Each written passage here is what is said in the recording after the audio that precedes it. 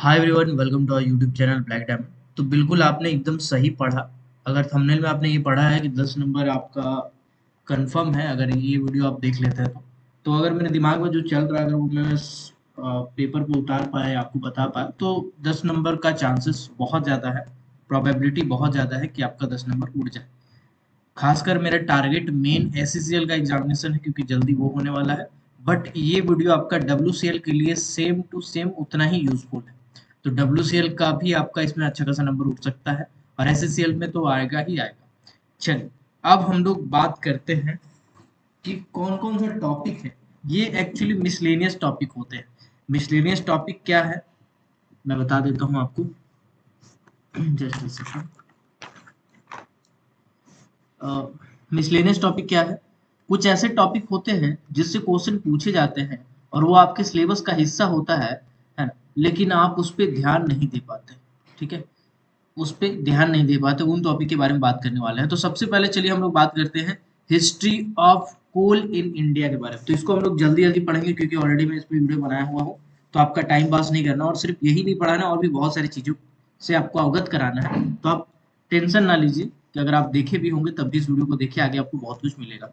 देखो भाई साहब, ऐसा है कि भारत में कोयला का जो खनन हुआ था, उसके पीछे काफी लंबा इतिहास रहा है। ऐसे अगर ऑफिशियल डाटा की मैं बात करूं, तो ऑफिशियल डाटा के हिसाब से देखा जाए तो 1774 में दो अंग्रेज हुआ करते थे। एक का नाम था सस्टेनियस ग्रांट हिटली, और एक का नाम था जॉन समनर। तो जॉन समनर और सस्टेनियस ग्रांट हिटली दो अंग्रेज थे। जॉन समनर देखिए कुत्ता लेके बैठा हुआ है, और सस्टेनियस ग्रांट हिटली नुकीला दाढ़ी वाला।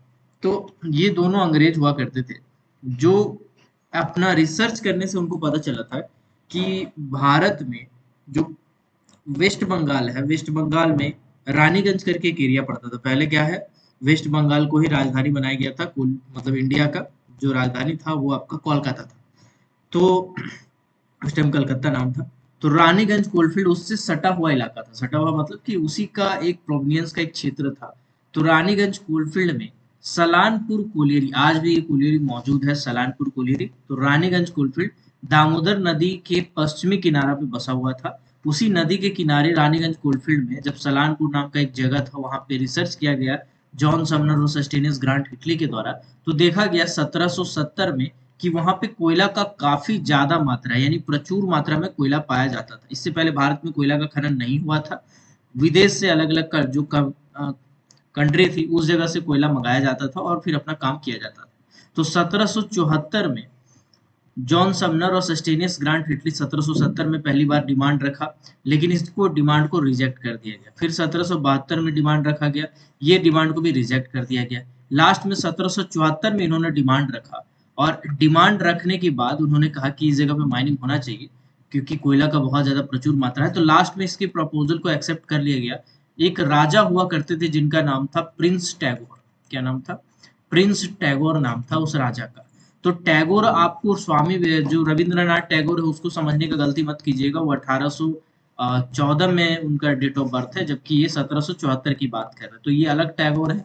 ये राजा साहब है जो बंगाल के राजा हुआ करते थे, रानीगंज के। तो राजा के पास अंग्रेज लोग गया था और जाके बोला भैया हमको यहाँ पे माइनिंग करना है। तो राजा बोले ठीक है, आओ माइनिंग करते हैं। तो उस कंपनी का नाम क्या रखा गया था? उस कंपनी का नाम रखा गया था टैगोर एंड सन्स।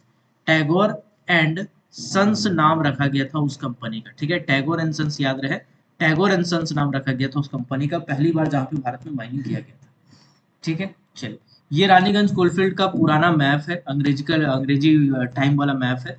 कुछ इस तरह से बसा हुआ था रानीगंज कोलफील्ड, जिसमें जो दामोदर नदी था, उस दामोदर नदी के आसपास का आजू बाजू का किनारा में पूरा का पूरा कोलफील्ड बसा हुआ था। बाद में डेवलपमेंट किया गया, और उसी से डेवलपमेंट स्टार्ट हुआ। ठीक है, चलिए आगे बढ़ते हैं। विलियम जॉक्स, विलियम जॉक्स 1814 में, देखिए हमने क्या पढ़ा, हमने पढ़ा 1774 में कोल माइनिंग स्टार्ट किया गया भारत में। इसके बाद जैसे कोल माइनिंग स्टार्ट हुआ, धीरे धीरे इसका प्रचलन बढ़ा, काफी टाइम लगा। जॉन विलियम जॉक्स, जॉक्स नहीं है, विलियम जॉन्स है। विलियम जॉन्स वर्धमान में एक कंपनी खोले। फिर 1821 में एक अलेक्जेंडर एंड कंपनी नाम का एक कंपनी खुला। इसके बाद 1853 में स्टीम लोकोमोटिव का डिस्कवरी हुआ। ठीक है, 1853 में स्टीम लोकोमोटिव का डिस्कवरी हुआ। स्टीम लोकोमोटिव कैसा दिखता है, देखिए भाई साहब ऐसा दिखता है जैसा आपको फोटो में दिखा रहे हैं, ये आपका स्टीम लोकोमोटिव है। इसका डिस्कवरी हुआ, इसका डिस्कवरी के साथ ही अब स्टीम लोकोमोटिव का बहुत ज्यादा यूज किया जाने लगा और उसके साथ कोयला का डिमांड काफी ज्यादा बढ़ गया। ठीक है, इसके बाद कोयला को कब कब बूस्ट मिला, हम आपको एक आइडिया दे रहे हैं। 1900 के आसपास में 6.75 मिलियन टन इंडिया का प्रोडक्शन था कोल का। इसके बाद 1920 में ये 20 मिलियन टन हो गया। इतना ज्यादा कैसे बढ़ गया, क्योंकि पहला विश्व युद्ध 1914 से 1918 के बीच हुआ। कब हुआ, 1914 से 1918 के बीच पहला विश्व युद्ध लड़ा गया था। और इस पहला विश्व युद्ध में 4 साल लगभग चला। कितना दिन चला, 4 साल लगभग चला, जिसमें दो अलग अलग ग्रुप के बीच में लड़ाई हुआ। एक हुआ था सेंट्रल पावर, एक हुआ था अलाइज पावर। सेंट्रल पावर में कौन कौन थे, जर्मनी, ऑस्ट्रिया, हंगरी और टर्की, ये काफी डेवलप्ड कंट्री थे। और सेकंड नंबर पे अलाइज पावर था, जिसमें फ्रांस, ग्रेट ब्रिटेन, रसिया, इटली, जापान और यूएसए हुआ करता था। जिसमें अगर आप ब्रिटेन को देखेंगे तो बेसिकली इसी के अंदर में इंडिया लड़ रहा था, क्योंकि इंडिया उस टाइम ब्रिटेन के अंडर में आता था। तो इसीलिए अलाइज पावर और सेंट्रल पावर का लड़ाई हुआ था। और उसमें बेसिकली 1914 से 1918 के बीच में पहला विश्व युद्ध में कोयला का काफी ज्यादा डिमांड बढ़ा था। क्यों बढ़ा था डिमांड भाई साहब, क्योंकि मान के चलिए कि अगर कहीं पे 5 करोड़ आदमी काम कर रहा है, अब 5 करोड़ आदमी कोई पहाड़ में, कोई नदी के किनारे, कोई तटीय किनारे, कोई पठार में लड़ाई कर रहा भैया, तो लड़ाई करेगा तो आदमी है, खाना खाएगा। अब खाना खाएगा तो 5 करोड़ आदमी का खाना लाने के लिए ट्रेन का आवश्यकता पड़ेगा, लोकोमोटिव का आवश्यकता पड़ेगा। उस ट्रेन को चलाने के लिए कोयला का जरूरत पड़ेगा, क्योंकि स्टीम इंजन से कोयला ट्रेन चलता था और स्टीम इंजन से ही लोकोमोटिव भी चलता था। तो कोयला का काफी ज्यादा जरूरत पड़ा, तो उसकी कोयला से ही उस कोयला का डिमांड बहुत ज्यादा बढ़ता है। कि अब देखिए कोयला का जरूरत जब ज्यादा हो तो डिमांड बढ़ेगा, डिमांड बढ़ेगा, प्रोडक्शन बढ़ेगा, प्रोडक्शन बढ़ा तो उसी से कोयला का काफी ज्यादा डेवलपमेंट हुआ, क्योंकि प्रोडक्शन बढ़ा तो फिर माइंस भी बढ़ा। ठीक है, प्रोडक्शन बढ़ा तो फिर माइंस भी बढ़ा, है ना। तो बस वही वाला हिसाब किताब है। बाकी यहाँ पे हम कैजुअलिटी डेथ वगैरह लिखे हुए हैं। टोटल डेथ लगभग जो पहला विश्व युद्ध है उसमें लगभग 2 करोड़ का टोटल डेथ हुआ था। 20 मिलियन आदमी मरा था, 40 मिलियन घायल हुआ था। 62,000 इंडियन आर्मी भी मतलब 62,000 इंडियन आर्मी का डेथ हुआ था। 67,000 शहीद हुए थे, 62,000 शहीद हुए थे, 67,000 कैजुअलिटी था। बट ऑफिशियली ये डाटा 74 के आसपास था, नॉन ऑफिशियली अंग्रेज लोग थोड़ा चंड था, छिपाता था डाटा। इसके बाद वर्ल्ड वॉर 2 आया, जिसमें काफी ज्यादा डिमांड हुआ कोल का। उसमें दो पावर हुआ करती थी, एक्सिस पावर, है ना, और एलाइज पावर। एक्सिस पावर में जर्मनी, इटली, जापान था, और एलाइज पावर में आपका France, great Britain, United state, Soviet United और चाइना, ये सब मिलकर युद्ध कर रहा था। कुल मिलाकर के भाई वर्ल्ड वार जब 2 हुआ, उस टाइम भी कोयला का काफी डिमांड बढ़ा। तो ऐसे कर करके डिमांड काफी ज्यादा बढ़ा। इसके बाद 1930 के दशक का अगर हम बात करें तो 1930 को दशक को आप एक बार इमेजिन कीजिए। आजादी की लड़ाई पूरे पीक पे है, भयंकर संग्राम हो रहा है। महात्मा गांधी, सुभाष चंद्र बोस, आपके भगत सिंह, ये सभी कोई आपको दिख रहे हैं। क्रांति काफी पीक पे है, और उसी क्रांति में शामिल है भारत के व्यापारी। अगर भारत के व्यापारी अंग्रेज को सपोर्ट कर दिए होते तो दिक्कत हो जाता, क्योंकि व्यापारी भैया पैसा कौड़ी बहुत ज्यादा। अभी मान के चलिए ऐसा है, मुकेश अंबानी है, पैसा नहीं है, पूरा पैसा पैसा है। मुकेश अंबानी है, अडानी है, टाटा है, बिरला है, ये लोग भारत की इकोनॉमी को बूस्ट करते हैं, भारत के डेवलपमेंट में काफी महत्वपूर्ण भूमिका निभाते हैं। इसी तरह से जब 1930 का दशक था, उसमें बहुत सारे ऐसे बिजनेसमैन थे जिनका कोल का काफी अच्छा बिजनेस था, क्योंकि उस टाइम कोर का बिजनेस हुआ करता था। कोर बिजनेसेस क्या होते हैं, जैसे कोर बिजनेसेस में होता था कि बहुत सारी फैक्ट्रीज हुआ करती थी, टेक्सटाइल का फैक्ट्री हुआ करता था, पेपर का फैक्ट्री हुआ करता था, अलग अलग फैक्ट्री हुआ करता था। साथ ही साथ कोल का माइंस हुआ करता था, अलग अलग मेटल का माइंस हुआ करता था। तो ऐसे कोर ब्रांचेस में इन लोगों का काफी ज्यादा योगदान रहा था। तो जो कोल में, कोयला में बहुत ज्यादा भूमिका निभाए थे वो थे छत्री, पंजाबीज, कच्चीज। कच्चीज क्या होते हैं, कच्चीज एक्चुअली गुजरात में एक रीजन पड़ता है, कच्छ रीजन। उनमें बहुत सारे व्यापारी उस टाइम भी थे, आज भी है, तो कच्छीज उन्हें कहा जाता है। इसके बाद मारवाड़ी थे, मारवाड़ी के बारे में आपको क्या ही बताएं, टाटा से लेके बहुत बड़ी बड़ी कंपनी जो भी आप देखेंगे उसमें ज्यादातर मारवाड़ी का ही योगदान रहा है। इसके बाद गुजराती है, गुजराती का भी बिजनेस में काफी पुराना इतिहास रहा है। कुछ सिंधीज थे। तो ये कुछ बड़े लोग थे, कुछ बड़े व्यापारी थे जिनका कोल का काफी ज्यादा माइंस था। और ये जितने भी माइंस थे, ये ज्यादातर 3 रीजन में सिचुएटेड था, एक था बिहार, एक था बंगाल, एक था उड़ीसा। देखो भाई साहब, आप अगर झारखंड को कंपेयर कर रहे हैं तो झारखंड 1 नवंबर 2000 ईस्वी को बिहार से सेपरेट हुआ था। झारखंड और बिहार इससे पहले एक हुआ करता था। तो बिहार हम रीजन अगर बात कर रहे हैं तो उस टाइम झारखंड भी हुआ करता था बिहार के अंदर, तो यहाँ पे झारखंड भी बिहार के अंदर में आ जाता है। ठीक है, तो बिहार, बंगाल, उड़ीसा में ज्यादातर माइंस खोला गया था, ज्यादातर मैक्सिमम माइंस बंगाल बंगाल और उड़ीसा में खोला गया था। बंगाल का एरिया थोड़ा ज्यादा डेवलप हुआ करता था, उसका कारण यह है कि बंगाल राजधानी हुआ करती थी कोलकाता, उसका राजधानी हुआ करता था बंगाल। तो राजधानी होने के कारण पूरा का पूरा स्टेट पे ज्यादा ट्रांसपोर्टेशन वगैरह सब कुछ होता था, पोर्ट था, और पोर्ट से डायरेक्ट कोयला का लाना ले जाने का काम चलता था, रेलगाड़ी था, लाइनिंग काफी ज्यादा पिछड़ा हुआ था। उसका सेकंड नंबर पे बिहार का डेवलपमेंट था, और उड़ीसा भी उसी के साथ साथ माइनिंग क्षेत्र में काफी डेवलप कर रहा था। ठीक है, इसके बाद 1945 का टाइम आया। 1945 आजादी से ठीक 2 साल पहले SCCL, यहाँ पे सिंगरौली लिखा है, इसको सिंगरैनी कर लीजिएगा, सिंगरैनी। ठीक है, Singareni colliery coalfield limited, Singareni colliery coalfield limited, ये एक कंपनी हुआ करता था। ठीक है, तो ये कंपनी बेसिकली 1945 में शुरू हुआ था। 1945 में एक प्राइवेट कंपनी थी, लेकिन ये कंपनी इतना अच्छा ग्रोथ कर रही थी, इतना अच्छा ग्रोथ कर रही थी कि 1956 में आंध्र प्रदेश गवर्नमेंट इसको एक्वायर कर लिया।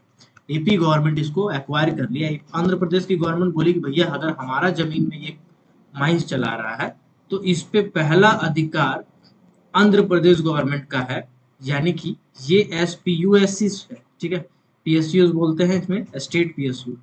कुल मिलाकर के नहीं समझ में आया तो समझिए कि SCCL नाम का कंपनी था जो 1945 में प्राइवेट था और 1956 में पहली बार गवर्नमेंट ऑफ आंध्र प्रदेश के अंदर में आया। अगर आपसे कभी कोई क्वेश्चन पूछेगा, बताओ भारत की पहली सरकारी कंपनी जो कोयला का माइनिंग करती है, तो आप BCCL बोलेंगे तो गलत हो जाएगा सर, आपको बोलना पड़ेगा SCCL।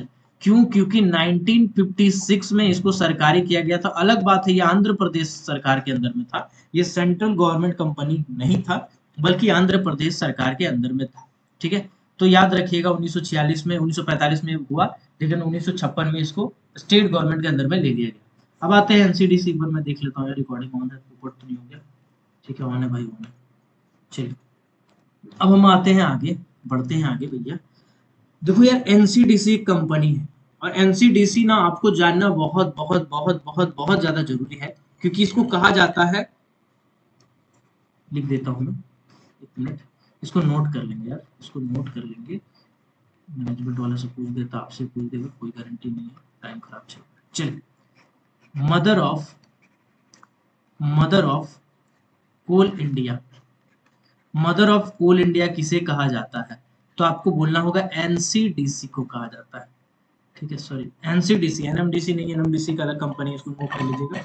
NCDC को कहा जाता है मदर ऑफ कोल इंडिया, यानी कोल इंडिया का मम्मी किसे कहा जाता है? NCDC को।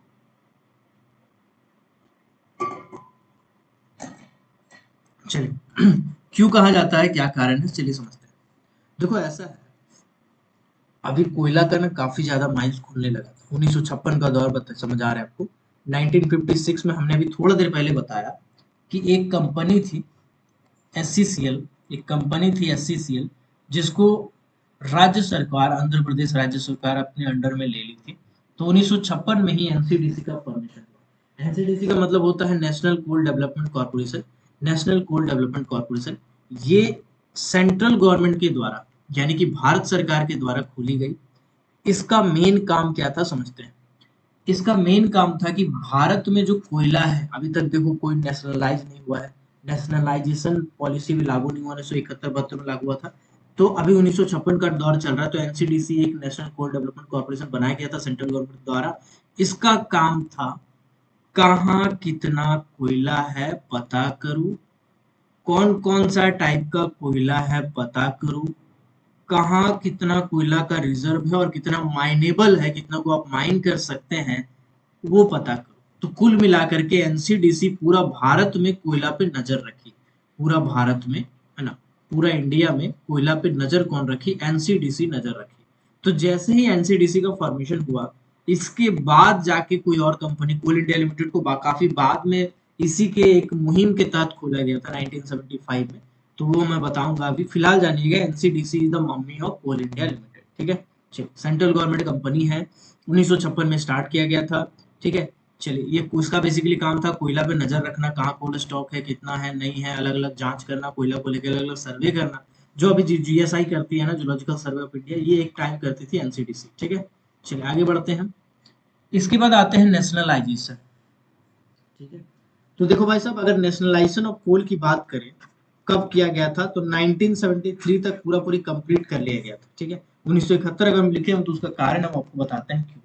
देखो ऐसा है, 1971-72 में एक एक्ट लाया गया था श्रीमती इंदिरा गांधी के द्वारा। इंदिरा गांधी कौन थी? उस टाइम की तत्कालीन प्रधानमंत्री थी इंदिरा गांधी। उनके द्वारा एक एक्ट लाया गया था। एक्ट का नाम था इमरजेंसी प्रोविजन एक्ट 1972। क्या नाम था? Emergency provision act 1972। ये दो फेज में लाया गया था। इसमें एक था फेज 1 और एक था फेज 2। फेज 1 कब लाया गया था सर? अरे, फेज 1 कब लाया गया था? फेज 1 लाया गया था बेसिकली 1971 से 72 के फाइनेंशियल ईयर में। उस टाइम जो संसद संचालित किया जाता था, संसद बोले तो लोकसभा प्लस राज्यसभा, संसद संचालित किया था जाता था आपका फाइनेंशियल ईयर 1971-72 के फाइनेंशियल ईयर में फेज 1 को रिलीज किया गया था, जिसमें इमरजेंसी प्रोविजन एक्ट 1972 का फेज 1 था। फेज 2 रिलीज किया गया था 1972 से 73 के बीच में, ये फाइनेंशियल ईयर में। ठीक है। तो पहला बार जब रिलीज किया गया था और कहा गया था कि नेशनलाइजेशन करना है, तो पहला बार फर्स्ट पेज में कोकिंग कोल को नेशनलाइज किया गया था। किसको किया गया था? कोकिंग कोल को नेशनलाइज किया गया था पहला बार में कोकिंग कोल को नेशनलाइज किया गया था। ठीक है, चलिए याद रहेगा। सेकेंड फेज में नॉन कोकिंग कोल को नेशनलाइज किया गया था। तो नेशनलाइजेशन ऑफ कोल जब 1971-72 में, तो एग्जैक्ट जो ईयर था 72, इसमें किया गया था कोकिंग कोल का। किसका किया गया था? कोकिंग कोल का। और कोकिंग कोल का जब नेशनलाइजेशन किया गया था, तो कोकिंग कोल की एक सबसे बड़ी कंपनी थी जिसका नाम था बीसीसीएल, भागो कुकुर काट लेगा, यानी भारत कोकिंग कोल लिमिटेड। ठीक है, समझाने के लिए बोल रहे हैं यार, ऑफेंड नहीं हो जाना। बीसीसीएल यानी Bharat cooking coal limited. Bharat cooking coal limited एकमात्र कोकिंग कोल की सब्सिडरी कंपनी, एकमात्र कोकिंग कोल की सब्सिडरी कंपनी। अब कोकिंग कोल क्या होता है, नॉन कोकिंग कोल क्या होता है, चलिए आइए थोड़ा पूछते हैं, समझते हैं। देखो ये ऐसा है, कैसा है? ऐसा है, समझिएगा कैसा है। Coking coal, coking coal, coking coal क्या होता है? एक ऐसा प्रकार का कोयला होता है जिसको आप स्टील इंडस्ट्री में ज्यादातर इस्तेमाल करते हैं। कहाँ पे इस्तेमाल करते हैं? स्टील इंडस्ट्री के लिए बेस्ट माना जाता है। भारत में बहुत सारे स्टील इंडस्ट्री की कंपनी है, जैसे सेल है, ठीक है, जैसे टिस्को है, ठीक है, जैसे आपका वेदांता है, ठीक है, जैसे आपका स्पॉन्ज है, मोंगिया है ना, जैसे आपका सीसा गोवाला तो वेदांता के अंदर में आ जाएगा, है ना। तो ऐसे से बहुत सारी बड़ी बड़ी कंपनी है जो न केवल भारत में लोहा बनाती है, लोहा लक्कड़ स्टील बनाती है, साथ ही साथ इस स्टील को भारत के बाहर भी एक्सपोर्ट करती है। और जब कोई भी चीज आप बाहर जाके बेचिएगा तो आपको पैसा मिलेगा। अब पैसा किसका है? भारत का पैसा है। तो भारत में पैसा कहीं ना कहीं अलग अलग तरीके से घूम के आएगा, तो भारत का डेवलपमेंट होगा। तो ऐसा बहुत सारे कंपनी है जो स्टील का मैन्युफैक्चरिंग करती है, और स्टील का मैन्युफैक्चरिंग करने के लिए उसको जरूरत पड़ता है कोकिंग कोल का। कोकिंग कोल में बेसिकली सल्फर सल्फर कंटेंट जो होता है वो कम होता है, मॉइस्चर कंटेंट कम होता है, वोलेटाइल मैटर ज्यादा होता है, जिसके कारण इसको हम लोग कोक बनाना नहीं पड़ता है। कोक बनाना नहीं पड़ता। अगर नॉन कोकिंग कोल का इस्तेमाल करें तो सबसे पहले हमको इसको कोक बनाना पड़ेगा, उसके बाद जाके इस्तेमाल करेंगे। कोक बनाने के लिए नॉन कोकिंग कोल को पहले हमको ड्राई ओवन में डालना पड़ेगा, ओवन में डाल के हल्का हीट करना पड़ेगा, तो अलग से हमको ओवन लगाना पड़ेगा खाली गर्म करने के लिए। और अगर हमको डायरेक्ट कुकिंग कोल मिल जाएगा तो ओवन ओवन सबका लफड़ा खत्म, पूरा पैसा बचेगा मेरा। ठीक है, चलिए। तो देखो ऐसा है, कुकिंग कोल का जरूरत पड़ता है, जिसके कारण भारत को 18 से 21% कोयला, 18 से 21% कोयला इंपोर्ट करना पड़ता है। सर क्या करना पड़ता है? इंपोर्ट करना पड़ता है। ये जो कोयला इंपोर्ट होता है ये सभी के सभी कोकिंग कोल होते हैं। कौन सा कोयला होता है? कोकिंग कोल। इंपोर्ट का मतलब क्या होता है समझिए। इंपोर्ट का मतलब होता है आयात, एक्सपोर्ट का मतलब होता है निर्यात। माने ऐसा है कि हमको कोई चीज घट गया, तो हम क्या किया, अगल बगल का देश से बोले कि भाई तुम्हारे पास है चीज, बगल वाला देश बोला हाँ हाँ मेरे पास है, तो हम क्या किए, उससे जाके वो चीज ले आए, या वो वहां से वो चीज भेज दिया, तो उसको हम लोग बोलते हैं इम्पोर्ट करना। क्या बोलते हैं? इम्पोर्ट करना। और यही वाला अगर मेरे पास कोई चीज रहा, हम अगर विदेश में जाके बेच रहे हैं, उसको बोलेंगे एक्सपोर्ट करना। तो भारत के पास इतना कोयला होने के बाद भी भारत को क्यों इम्पोर्ट करना पड़ रहा है? रीजन ये है कि कोकिंग कोल तो भैया लिमिट में है? खाली बीसीसीएल है, और सीसीएल का एक एरिया है ढोरी, वहीं पे कोकिंग कोल मिलता है, बाकी कोकिंग कोल तो और कहीं मिलता नहीं है। एससीसीएल वगैरह देखेंगे तो बहुत ही कम परसेंटेज में मिलेगा, है ना, 0.23 टन, 0.23 मिलियन टन एससीसीएल वाला बताएंगे हम। 2 पॉइंट एससीसीएल का ये प्रोडक्शन है कोकिंग कोल का। अब बताओ इतना कम प्रोडक्शन अगर कोकिंग कोल का होगा तो फिर कैसे चलेगा भाई? तो इसीलिए भारत को कोयला इंपोर्ट करना पड़ता है, कुकिंग कोल इंपोर्ट करना पड़ता है 18 से 21% तक। ठीक है, यह ध्यान रहेगा। चलिए आगे बढ़ते हैं। तो कोकिंग कोल का नेशनलाइजेशन किया गया था, कब किया गया था? कोकिंग कोल का नेशनलाइजेशन 1972 में किया गया था, और उसी के साथ एक कंपनी बनी जिसका नाम था बीसीसीएल, यानी कि भारत कोकिंग कोल लिमिटेड। और इसमें सिर्फ और सिर्फ कोकिंग कोल हुआ करता है, ज्यादातर मात्रा में कोकिंग कोल हुआ करता है, जो स्टील मैन्युफैक्चरिंग में बहुत ज्यादा इस्तेमाल किया जाता है। यहाँ तक क्लियर? इसके बाद 1973 का टाइम आया। 1973 में नॉन कोकिंग कोल को, किसको? नॉन कोकिंग कोल को नेशनलाइज किया गया। नेशनलाइज का हिंदी नाम होता है राष्ट्रीयकरण। राष्ट्रीयकरण माने सरकारी किया गया था सर 1973 में नॉन कुकिंग कोल को सेकंड फेज में। कितना फेज में? सेकंड फेज में नेशनलाइज किया गया। ठीक है, चलिए सेकंड फेज में नेशनलाइज किया गया था 1972 में कुकिंग कोल को, 1973 में नॉन कुकिंग कोल। ठीक है, चलिए 1973 तक पूरा पूरी नेशनलाइजेशन हो चुका था। ठीक है, चलिए याद आ गया यहाँ तक। ओके, आगे बढ़ते हैं। ऑफिशियली कौन को कोल इंडिया लिमिटेड का फॉर्मेशन कब हुआ था? तो याद रखिएगा, कोल इंडिया लिमिटेड का फॉर्मेशन हुआ था 1 नवंबर 1975। नहीं नहीं, ऐसे करोगे तो गूगल ओवर कर दोगे तुम लोग, ऐसे करना ठीक नहीं है। एक काम कीजिएगा, जितना भी सब्सिडरी है कोल इंडिया लिमिटेड का, सभी सब्सिडरी का कब कब फॉर्मेशन हुआ था एक बार में लिख लीजिए और उसको याद कर लीजिए, क्योंकि अगर अलग अलग हम बताएंगे तो हो सकता है मेरा ही दिमाग थोड़ा कमजोर है ना, हम बाद में बताना भूल जाएंगे तो दिक्कत हो जाएगा फिर आपको। ठीक है, तो एक काम कीजिएगा, एक ही बार में मैं सब सब्सिडरी का लिखा दे रहा हूँ कि कब किसका फॉर्मेशन हुआ। ठीक है, चलिए शुरू करते हैं फटाफट। सबसे पहले अभी किसका एग्जाम चलने वाला है? एसईसीएल। सबसे पहले बात करते हैं एसईसीएल। एसईसीएल का फॉर्मेशन कब हुआ था? तो लिखिएगा सर 28/11/1985। ठीक है, थोड़ा ऊपर नीचे टेढ़ा हो रहा है क्योंकि जो ग्राफिक टैब लिए हैं छोटा वाला भी इस्तेमाल कर रहे हैं, बड़का वाला में थोड़ा प्रॉब्लम आ रहा है, तो इसीलिए थोड़ा सा ऊपर नीचे हो रहा है। बाकी आप समझ जाएंगे, लिख जाएंगे। एसईसीएल का फॉर्मेशन कब हुआ था? 28/11/1985 को हुआ था। ठीक है, इसके बाद कौन सी का एग्जाम आ रहा है? डब्ल्यूसीएल। डब्ल्यूसीएल यानी western coalfield limited. Western coalfield limited का फॉर्मेशन कब हुआ था? तो 27/12/1988। 27/12/1988 को डब्ल्यूसीएल यानी वेस्टर्न कोलफील्ड लिमिटेड का ये किया गया था, स्थापना किया गया था, फाउंडेशन किया गया था। ठीक है, उसके बाद आ रहा है कौन सा? CCL, central coalfield limited. तो सेंट्रल कोलफील्ड लिमिटेड का 1 नवंबर 1975, जो कि कोल इंडिया लिमिटेड का सेम फॉर्मेशन डे है, उस टाइम किया गया था सीसीएल का फाउंडेशन। उस टाइम मनाया जाता है सीसीएल का फाउंडेशन, जब उसी टाइम फॉर्मेशन किया गया था सीसीएल का। ठीक है, एससीएल हो गया, डब्ल्यूसीएल हो गया, सीसीएल हो गया, और कोई परीक्षा है? एनसीएल अभी भी बीता, एनसीएल नॉर्दर्न कोलफील्ड लिमिटेड। तो लिखिएगा नॉर्दर्न कोलफील्ड लिमिटेड 28 नवंबर 1982 को एनसीएल का स्थापना किया गया था। ठीक है, इसके बाद 5वें नंबर पे आपका बच जाएगा जो अभी भी एग्जाम दिए होंगे एमसीएल का। एमसीएल का कब हुआ था? 1 अप्रैल 1991। 1 अप्रैल 1991। ठीक है, 5 हो गया, छठा एससीएल हो गया, डब्ल्यूसीएल हो गया, एनसीएल हो गया, सीसीएल हो गया, ईसीएल ईस्टर्न कोलफील्ड लिमिटेड, जिसका परीक्षा साल भर पहले हुआ था 1 नवंबर 1975। इसमें भी सेम डाटा है, 1 नवंबर 1975। और 7वां कोल प्रोड्यूसिंग कंपनी कौन सा? कुछ छूट रहा है मेरे से एक तो एससीएल हो गया, डब्ल्यूसीएल हो गया, उसके बाद एनसीएल हो गया, सीसीएल हो गया, बीसीसीएल। बीसीएल लिखा है क्या यहाँ पे? नहीं लिखा है ना बीसीसीएल, चलो लिख देते हैं BCCL. BCCL Bharat coking coal limited का कब हुआ था? जनवरी, एग्जैक्ट डेट मेरे को याद नहीं है, बट जनवरी 1972 याद रखेंगे तो आपका काम चल जाएगा।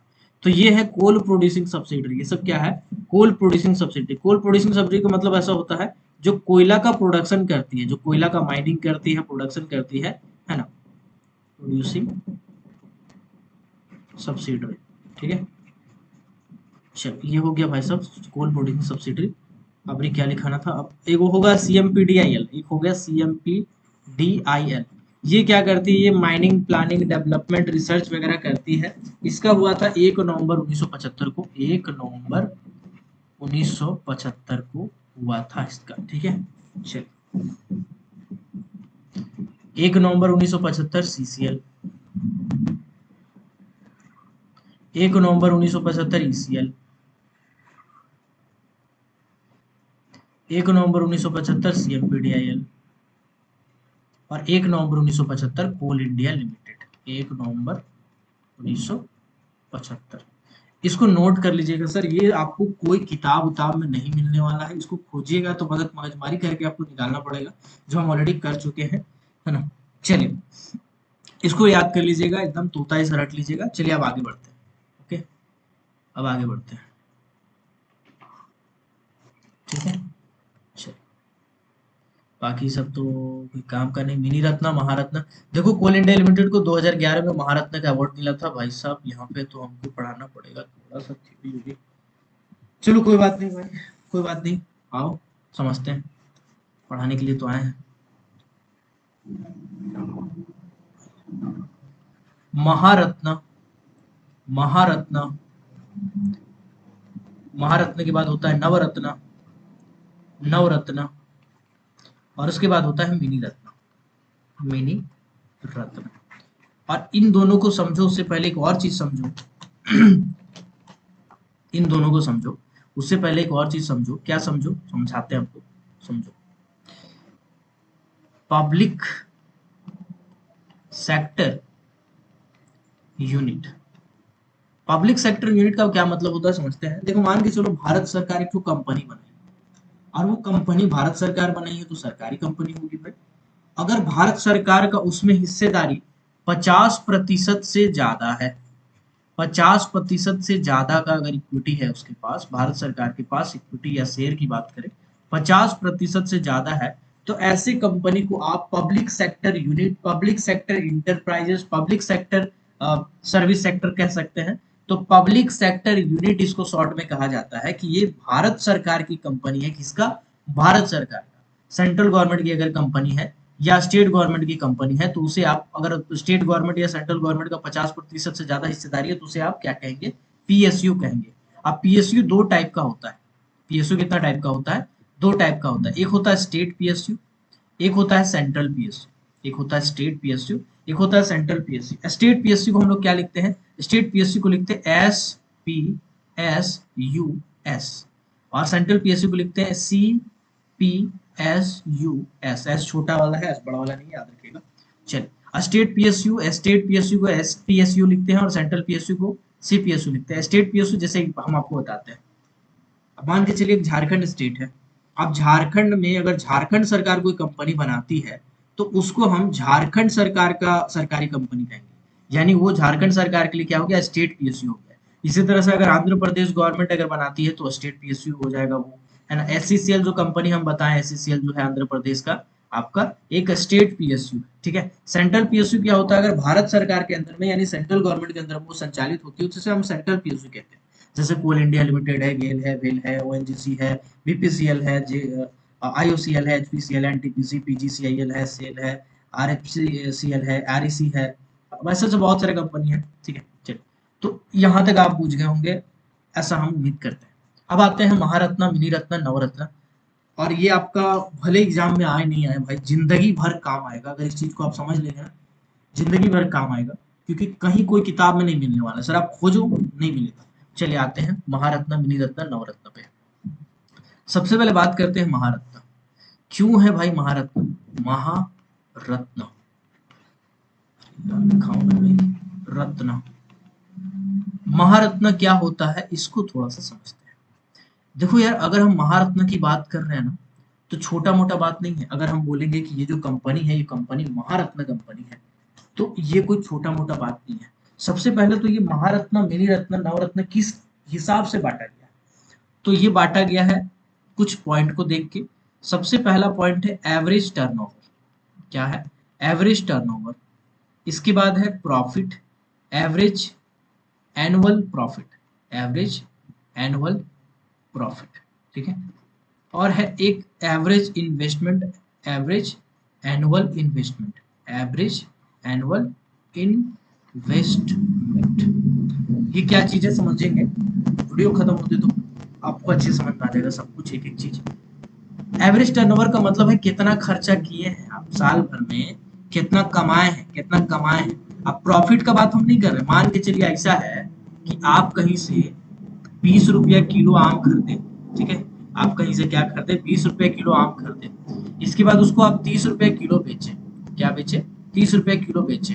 तो अब आपका हम प्रॉफिट का बात नहीं कर रहे, हम आपसे पूछ रहे कि भाई कितना टोटल आप बेचे, कितना टोटल आप बेचे, कितना रुपया का आज का कमाई हुआ। तो 300 रुपया का मान के चलिए, 600 रुपया का कमाई हुआ। अब इस 600 रुपया में 200 रुपया आपका प्रॉफिट है, 200 रुपया आपका प्रॉफिट है। तो जो कमाई है हम उसका बात कर रहे हैं, प्रॉफिट का बात नहीं कर रहे हैं। तो टर्नओवर भी बिल्कुल ऐसा ही होता है, साल भर में कितना आप कमाए हैं, अब उसमें प्रॉफिट क्या है नहीं है वो हम बाद में देखेंगे। तो टर्नओवर बोलते हैं कितना कमाए हैं, एनुअल प्रॉफिट बोलते हैं साल भर में कितना आपको फायदा हुआ है, एनुअल इन्वेस्टमेंट मतलब बोलते हैं कि कितना पैसा आप कमाए और उस पैसा को फिर आप कहाँ कितना खर्चा किए। जैसे मान के चलिए 600 रुपया आप कमाए, उसमें 200 रुपया आपका प्रॉफिट था। अब इसी प्रॉफिट से या कमाई से आप जाके दूसरा कुछ ले लीजिएगा। आप मान के चलिए आप सेब जाके खरीदिएगा 10 किलो बेचने के लिए, तो ये 10 किलो जो है इन्वेस्टमेंट है ना सर। आप अगर 1000 रुपये का सेब खरीद रहे हैं या 500 रुपये का सेब खरीद रहे हैं, तो ये आपका इन्वेस्टमेंट है। तो ये 3 फैक्टर पे डिपेंड करता है कि कोई कंपनी महारत्न है, कोई कंपनी गृहरत्न है, कोई कंपनी नवरत्न है। ठीक है, दिमाग में रखिएगा ये बात। चलिए आते हैं महारत्न क्या होता है। तो देखो ऐसा है, महारत्न, महारत्न क्या होता है सर। महारत्न होता है अगर कोई कंपनी 2500 करोड़ का प्रॉफिट करती है, 2500 करोड़ सर, कितना, 2500 करोड़ का प्रॉफिट करती है, और टर्नओवर की अगर मैं बात करूं ना, टर्नओवर की, तो ये होता है 20,000 करोड़। अरे बाप रे, 20,000 करोड़, लिख नहीं पाएंगे, इतना जीरो है उसमें। तो ऐसे समझिएगा, 20,000 करोड़ टर्नओवर करती है और 2500 करोड़ का प्रॉफिट करती है। ठीक है, साथ ही साथ अगर कंपनी चाहे, अगर कंपनी चाहे तो अगर कंपनी चाहे तो अपना कमाई का 15% तक इन्वेस्ट कर सकती है, 15% तक इन्वेस्ट कर सकती है विदाउट परमिशन। अब विदाउट परमिशन क्या चीज है समझाते हैं आपको, विदाउट परमिशन। ठीक है, देखो कोई भी आप सरकार रहेंगे, कोई भी सरकार को अगर आप देखिएगा, मतलब भारत का प्रधानमंत्री आज जो है, इससे पहले कोई थे, उससे उससे और पहले कोई थे, उससे उससे और पहले कोई थे, है ना। या कोई स्टेट का आप देखेंगे मुख्यमंत्री आज कोई है, कल कुछ और थे, उससे पहले कोई और थे, उससे पहले कोई और थे। तो आप देखेंगे कि जो भी प्रधानमंत्री या मुख्यमंत्री होता है, उनको जो बड़े बड़े टाइकून होते हैं, बिजनेस टाइकून, उनसे बड़ा बना के रखना पड़ता है सर। टाटा है, अंबानी है, अडानी है, ये है, वो है, टाटा बिरला वगैरह, जितना भी बड़ा बड़ा आदमी है, बिजनेसमैन है, उसे बना के रखना पड़ता है। काहे रखना पड़ता है समझाते हैं आपको। अब बिजनेसमैन को फायदा ये है कि अगर 15% तक चाहेगा तो बिना सरकार का परमिशन का अपना कमाई का वो इन्वेस्ट कर सकता है अपना बिजनेस में। लेकिन अगर उससे ज्यादा करना चाहेगा ना, तो उस कंडीशन में उसको सीएम साहब से या पीएम साहब से परमिशन लेना चाहिए। स्टेट में खर्चा कर रहा है तो सीएम साहब, और अगर सेंट्रल गवर्नमेंट को कुछ ये कर रहा है तो पीएम साहब से परमिशन लेना पड़ेगा कि भैया हम इतना करोड़ रुपया आपके इस जगह पे इस प्रोजेक्ट के लिए खर्चा करना चाह रहे हैं, तो क्या हमको इजाजत है। तो इसीलिए जो बिजनेस टाइकून है उसको सीएम साहब से, पीएम साहब से बना के रखना पड़ता है। इसीलिए जो रूलिंग पार्टी में होते हैं सीएम पीएम, उनका वो गुणगान करने लगते हैं, उनका गुण गाने लगते हैं। कारण ये है कि भैया नहीं गुण गाएंगे तो फिर हमारा पैसा बर्बाद हो जाएगा, हजार हजार करोड़ का पैसा है, तो इन्वेस्ट नहीं करेंगे तो मेरा प्लांट आगे नहीं बढ़ेगा, मेरा काम आगे नहीं होगा, 15% में क्या कर लेंगे।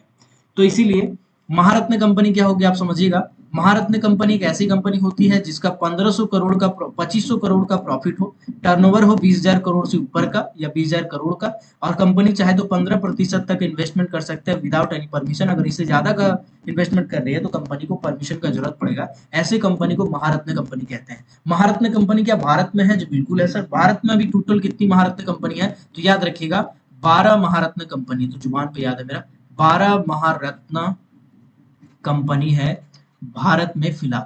सबसे पहले टॉप से स्टार्ट करते हैं। टॉप मतलब जो हम लोग जानते हैं, कोल इंडिया लिमिटेड। दूसरा है NTPC, national thermal power corporation. ठीक है, इसके बाद एक पावर ग्रिड वाला है पीजीसीआईएल। ठीक है, power grid corporation of India limited. इसके बाद माइनिंग करती है एक सेल भी, steel authority of India limited. ठीक है, steel authority of India limited ये भी आपका करती है। उसके बाद बस हो गया, 4 हो गया माइनिंग वाला, बाकी हम लिखते जा रहे हैं। ओएनजीसी है, ठीक है, 5वां नंबर पे। छठा पे आपका आ जाएगा, ओएनजीसी के बाद हो जाएगा आपका और बीपीसीएल है।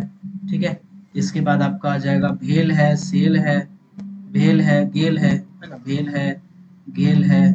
ठीक है, इसके बाद आपका 9 हो गया, 8 हो गया, 9 हो जाएगा आपका। ओएनजीसी हो गया, बेल हो गया, सीपीसीएल हो गया, सीएल हो गया, जेल हो गया, एचपीसीएल है, एचपीसीएल है, ठीक है, एचपीसीएल है। इसके बाद पीजीसीएल हम तो दिखाई दिए। आईयूसीएल के बारे में लिखवाया था नहीं, आईयूसीएल है, ठीक है, आईयूसीएल है। 11 नंबर पे आपका सेल हम दिखा दिए हैं। अब दो ठो और है, जैसे एक होता है पावर फाइनेंस कॉर्पोरेशन लिमिटेड, पीएफसीएल, और एक आ जाएगा आपका पावर फाइनेंस के बाद आरईसी। आरईसी नया नया बना है सर, आरईसी नया नया बना है, जिसका नाम है रूरल इलेक्ट्रिफिकेशन कॉर्पोरेशन लिमिटेड, नया वाला लिखा। देखो 12 को महारत्न कंपनी है, अगर पूछेगा कभी क्वेश्चन में, पूछा हुआ क्वेश्चन है सर, इसलिए लिखवा रहे हैं। महारत्न कंपनी का संख्या कितना भारत में? 12 ठो है। कौन कौन सा है? सीआईएल बोले तो कोल इंडिया लिमिटेड, एनटीपीसी बोले तो therm national thermal power corporation. अगर आप लिखना चाहेंगे तो पॉज कर करके लिख लेंगे सुन सुन के। पीजीसीआईएल का मतलब होता है power grid corporation of India limited, इसका भी माइंस है। सेल का मतलब होता है steel authority of India limited, इसका भी माइंस है बोकारो में। ओएनजीसी का मतलब होता है आपका oil and natural gas corporation. BPCL का मतलब होता है आपका Bharat petroleum corporation limited. BHEL भेल, भेल का मतलब होता है भारत हेवी इलेक्ट्रिकल्स लिमिटेड। गेल का मतलब होता है आपका gas authority of India limited. HPCL का मतलब होता है Hindustan petroleum corporation limited. IOCL का मतलब होता है इंडियन ऑयल कॉर्पोरेशन लिमिटेड। पीएफसीएल का मतलब होता है आपका पावर फाइनेंस कॉर्पोरेशन लिमिटेड। और आरएसी का मतलब होता है रूरल रूरल लिख दे रहे हैं भाई, लास्ट वाले लिख दे रहे हैं क्योंकि ये नया नया बना है तो इसीलिए लिख दे रहे हैं। आरएसी, आरएसी का मतलब होता है rural electrification corporation limited, corporation limited. चलिए, तो महारत्न कंपनी कितना है टोटल? महारत्न कंपनी टोटल 12 है, याद रहेगा, याद रहेगा। चलिए आगे बढ़ते हैं। महारत्न हो गया सर, अब आते हैं हम थोड़ा सा और नीचे। महारत्न हो गया, अब आते हैं नवरत्न। महारत्न से नीचे क्या होता है? नवरत्न। नवरत्न क्या होता है सर, इसको समझते हैं। देखो ऐसा है, कोई कंपनी नवरत्न कब बन सकती है, तो इसका सबसे पहला क्राइटेरिया है कि वो कंपनी मिनी रत्न कंपनी तो होना ही चाहिए।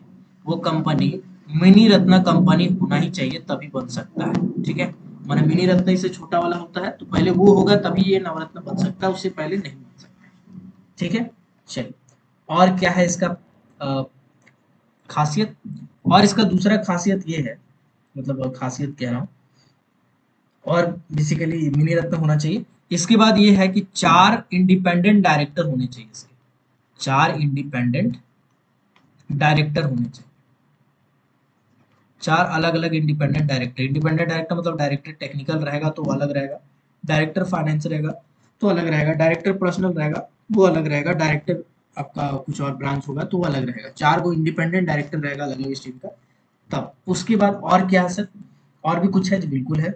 इसमें क्या है ना कि टर्नओवर पे डिपेंड नहीं करता है, ठीक है, इसमें टर्नओवर पे डिपेंड नहीं करता है, ठीक है। चलिए, और तो और इसमें प्रॉफिट पर भी डिपेंड नहीं करता है, ठीक है। इसमें डिपेंड करता है इन्वेस्टमेंट पे। इन्वेस्टमेंट में क्या बोला गया है? इन्वेस्टमेंट में बोला गया है कि 1000 करोड़ तक, 1000 करोड़ तक या 15% जो भी उसका इनकम है, जो भी उसका मतलब टर्नओवर है, उसका 15% तक इन्वेस्ट कर सकता है without any permission. Without any permission ये इन्वेस्ट कर सकता है इतना, तब उस कैटेगरी में इसको हम लोग नवरत्न कैटेगरी में रखेंगे। इसको हम लोग किस कैटेगरी में रखेंगे? नवरत्न कैटेगरी में रखेंगे, ठीक है। तो सर नवरत्न कैटेगरी क्या है? मिनी रत्न कंपनी होना चाहिए तब उसको नवरत्न बना सकते हैं। 4 इंडिपेंडेंट डायरेक्टर होने चाहिए। टर्नओवर और प्रॉफिट पे डिपेंड नहीं करता। इन्वेस्टमेंट जो है 1000 करोड़ का या 15% तक का, जो भी उसका टर्नओवर हो, बिना कोई परमिशन का कर सकता हो। ऐसे कंपनी को आप नवरत्न कंपनी की कैटेगरी में रख सकते हैं। समझ गया भैया? अब आते हैं लास्ट, ये है मिनी रत्न। ये क्या है? मिनी रत्न है, मिनी रत्न।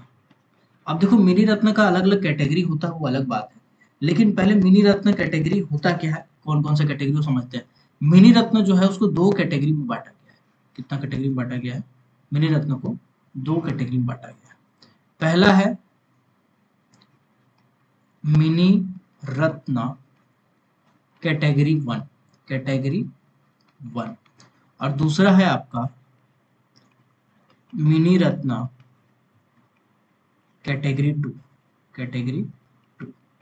मिनी रत्न कैटेगरी वन क्या है, कैटेगरी टू क्या है, इसको समझते हैं। Sir mini Ratna category one में कहा गया है कि 3 साल में से कम 1 साल, कम से कम 1 साल 30 करोड़, 30 करोड़ रुपया का प्रॉफिट हुआ, 30 करोड़ रुपया का क्या हुआ हो, प्रॉफिट हुआ हो। सर हमने क्या कहा, मिनी रत्न कैटेगरी वन में हमने ये कहा कि 3 साल, पिछले 3 साल में कम से कम 1 साल तो ऐसा होना चाहिए जिसमें 30 करोड़ का प्रॉफिट हुआ हो। उस कैटेगरी इसमें हम मिनी रत्न कैटेगरी वन में इंक्लूड करेंगे, कैटेगरी वन में नापेंगे। ठीक है, चलिए। और इन्वेस्टमेंट कितना कर सकता है, 500 करोड़ तक, 500 करोड़ तक कर सकता है विदाउट एनी परमिशन, 500 करोड़ तक इन्वेस्टमेंट कर सकता है without any permission, without any permission. ठीक है, चलिए। अब मिनी रत्न कैटेगरी टू क्या है sir, mini Ratna category to ये है कि 3 साल में यानी पिछले 3 साल में कम से कम, 3 साल में कम से कम, कम से कम, नहीं 3 साल लगातार, सॉरी 3 साल लगातार, 3 साल लगातार प्रॉफिट कमाया, कितना कमाया हो, 1 करोड़ भी कमाया हो तो कमाया हो, लेकिन कम से कम प्रॉफिट कमाया हो, मतलब 3 लगातार साल में, 1 साल भी घाटा ना हुआ हो, प्रॉफिट कमाया हो, ऐसे कैटेगरी वाले को हम लोग कैटेगरी वन में रखेंगे। और इन्वेस्टमेंट की अगर मैं बात करूं कितना कर सकता है, तो 300 crore, 300 crore without any permission वो इन्वेस्टमेंट कर सकता है। ठीक है, तब जाके वो मिनी रत्न कैटेगरी टू में आएगा। ये सब हमने कहाँ पढ़ा सर, भारत सरकार का गैजेट उसमें पढ़ा। तो ये सब ऑफिशियल डाटा है, आप अगर कहीं ऑफिशियल साइट में देखते हैं, सरकारी साइट में, तो आपको यही मिलेगा। अगर आप कोई प्राइवेट में देखते हैं तो बहुत सारा अलग अलग प्राइवेट साइट है, इसमें अलग अलग डाटा हो सकता है। ठीक है, तो इसको ध्यान ध्यान में रखेंगे।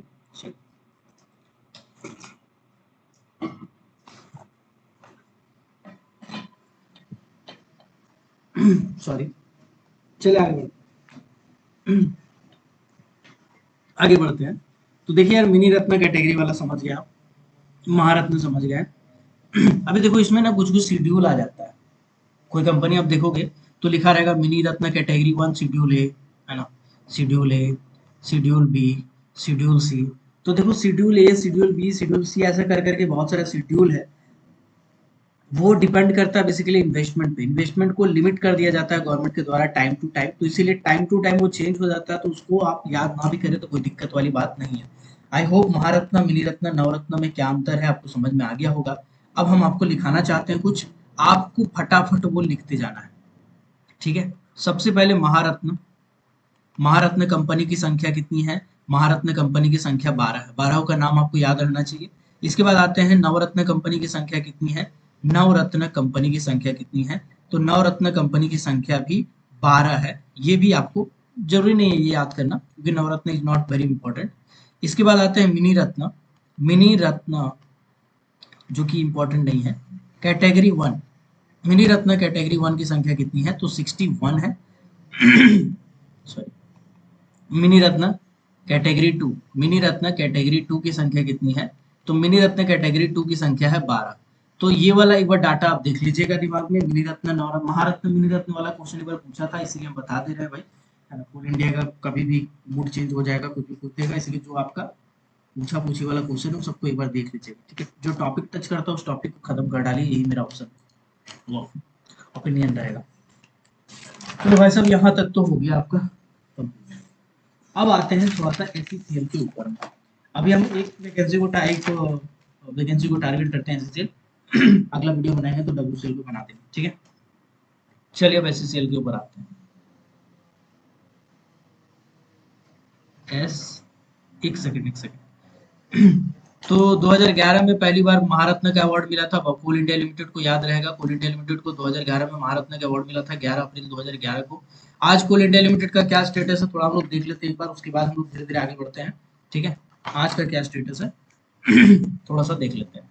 चलो देखो ऐसा है, at present coal India limited जो है स्टेट ऑन्ड कंपनी है, यानी पूरी तरह से भारत सरकार का एक कंपनी है। इसका 7 सब्सिडरी है जो कोल प्रोड्यूसिंग सब्सिडरी है, जैसे कि ईसीएल है, बीसीसीएल है, सीसीएल है, डब्ल्यूसीएल है, एससीसीएल है, एमसीएल है और एनसीएल है। 7 सब्सिडरी जो है वो कोयला का प्रोडक्शन करती है, और एक सब्सिडरी जो है वो कोयला का माइनिंग करती है, मतलब प्लानिंग करती है, एक्सप्लोरेशन में प्लानिंग करती है, सॉरी, एक्सप्लोरेशन का प्लानिंग करती है, टेक्निकल सपोर्ट देती है। उसका नाम है CMPDIL, ये रांची में है ना। 7 प्रोड्यूसिंग कंपनी है प्रोडक्शन वाली, एक जो है प्लानिंग करने वाली कंपनी है। कोल इंडिया लिमिटेड का एक एक कंपनी है जिसका पेरेंटल कंपनी कोल इंडिया लिमिटेड को कहा जाता है, जिसका नाम है NEC। NEC क्या है? NEC is a child of coal India Limited, यानी North Eastern Coalfield Limited. North Eastern Coalfield Limited जो है वो चाइल्ड है। तो ऐसे अगर हम लिखेंगे चाइल्ड ऑफ CIL, एक हम बताए थे CIL का मम्मी किसको बोलते हैं, देखो ऐसा क्वेश्चन पूछ सकता है सर, मैनेजमेंट वाला पूछा था। तो CIL का बच्चा है NEC, ठीक है। और अगर बोलेगा mummy of CIL, mother of CIL, तो आप बोलेगा ये सब कोई क्वेश्चन पूछा है, मजाक किया मेरे साथ। लेकिन मजाक नहीं किया सर, अगर आप पढ़े होते तो आपको नहीं लगता है। NCDC is the mother of CIL, ठीक है। चाइल्ड ऑफ CIL कौन है? NEC है। सब्सिडरी ऑफ CIL कौन सा है? 8 गो सब्सिडरी है, 8 में हम आपको बता दिया। ठीक, चलिए आगे बढ़ते हैं। अभी देखो विदेश में एक कॉन्टिनेंट है अफ्रीका, सॉरी गला थोड़ा कुछ कर रहा है। एक कॉन्टिनेंट है अफ्रीका। अफ्रीका में एक कंट्री है छोटा सा जिसका नाम है मोजाम्बिक। मोजाम्बिक में आदमी कैसा होता है? करिया करिया होता है, लंबा लंबा होता है, बाल एकदम केंचुआ जैसा होता है। मतलब अगर आप और हम चले गए तो वहां पे हम लोग शाहरुख खान हो जाएंगे वहां का, ठीक है। तो मोजाम्बिक एक कंट्री है जिसमें CIAL क्या है?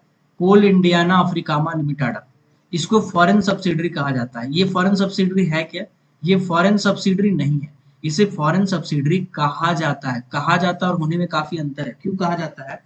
क्योंकि कोल इंडिया लिमिटेड इसको मदद करती है, इसको हर संभव सपोर्ट देती है, इसीलिए कोल इंडिया लिमिटेड का फॉरेन सब्सिडरी CIAL यानी कोल इंडियाना अफ्रीकाना लिमिटेड को कहा जाता है। अगर हम बोलेंगे कोल इंडिया लिमिटेड की सब्सिडरी कितनी है, तो आप कभी भी ऐसा गलती ना करें कि टोटल 8 + 1 जोड़ के बोल देंगे 9। नहीं, 9 नहीं है सर, एक्चुअल सब्सिडरी 8 ही है।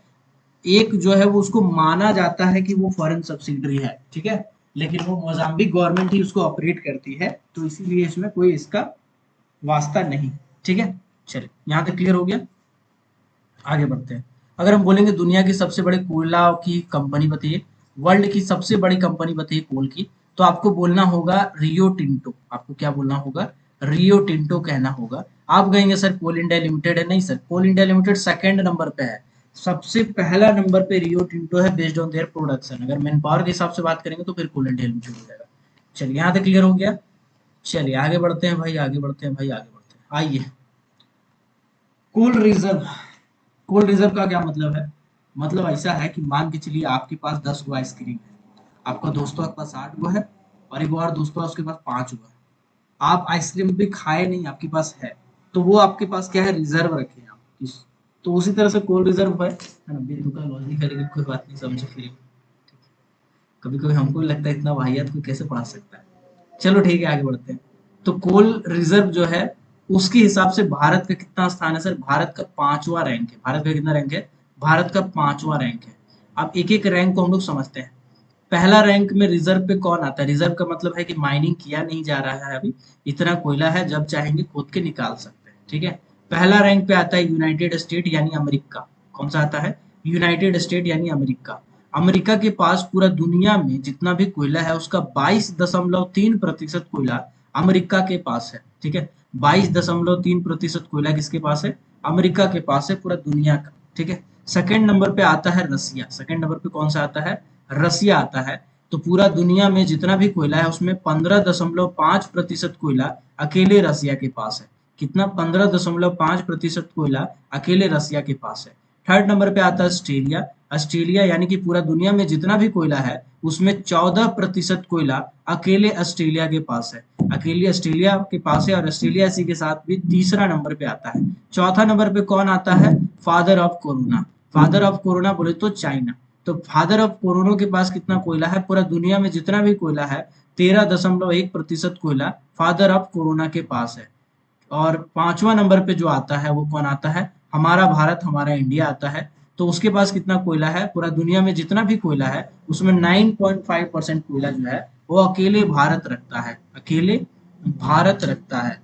इसके बाद और आगे की बात करें हम, जर्मनी के पास 3.5% है, यूक्रेन के पास 3.3% है, साउथ अफ्रीका के पास 3.1% है, पोलैंड के पास 2.5% है, कजाकिस्तान के पास 2.5% है। आपको याद कौन सा रखना है? टॉप 5 याद रखना है, ऊपर से याद रखना है। भारत का रैंकिंग पूछा है बहुत बार, बहुत बार पूछा है। तो भारत का रैंकिंग याद रखना है, पहला नंबर पे कौन है ये याद रखना है, सेकंड नंबर पे, थर्ड नंबर पे, फोर्थ नंबर पे, फिफ्थ नंबर पे, इसको याद रखिएगा रिजर्व के हिसाब से। चलिए बढ़ते हैं आगे, टाइम का थोड़ा सा कमी है। चलिए अब आते हैं sir state wise. State wise आते हैं सर, स्टेट वाइज यानी कि अलग अलग स्टेट में देखते हैं कितना कितना कोयला रिजर्व है। सबसे पहला नंबर पे आता है झारखंड। इसको याद करने का कोई ट्रिक है जी? बिल्कुल याद है, जॉक, जॉक WM, जॉक WM, है ना। या फिर आप कह सकते हैं वेस्ट बंगाल MP, जॉक WM।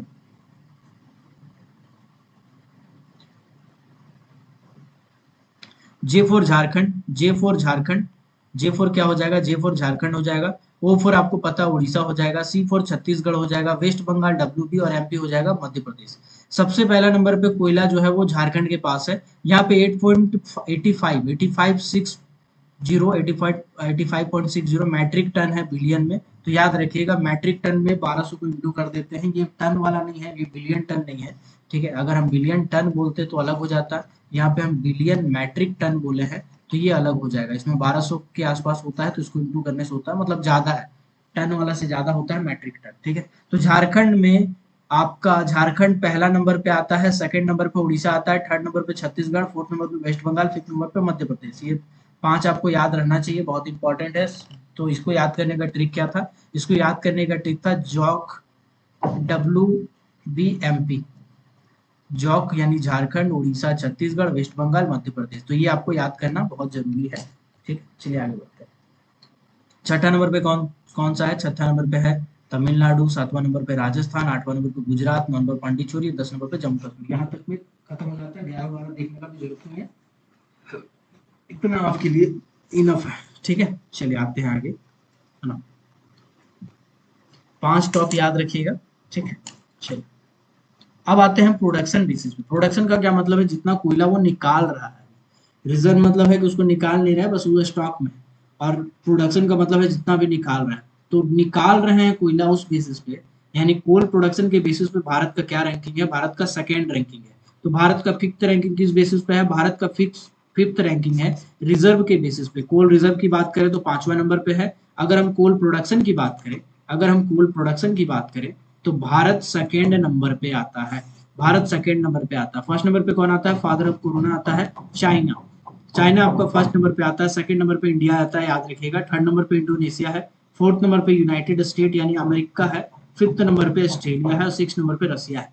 तो आपको पहला याद रखना है, दूसरा याद रखना है, बस इतना रखेंगे आपका काम चल जाएगा। याद रखिएगा प्रोडक्शन बेसिस पे भारत सेकंड नंबर पे आता है। डाटा अपडेट हो गया है तो आपको अपडेटेड डाटा ध्यान में रखना है। चलिए आगे बढ़ते हैं।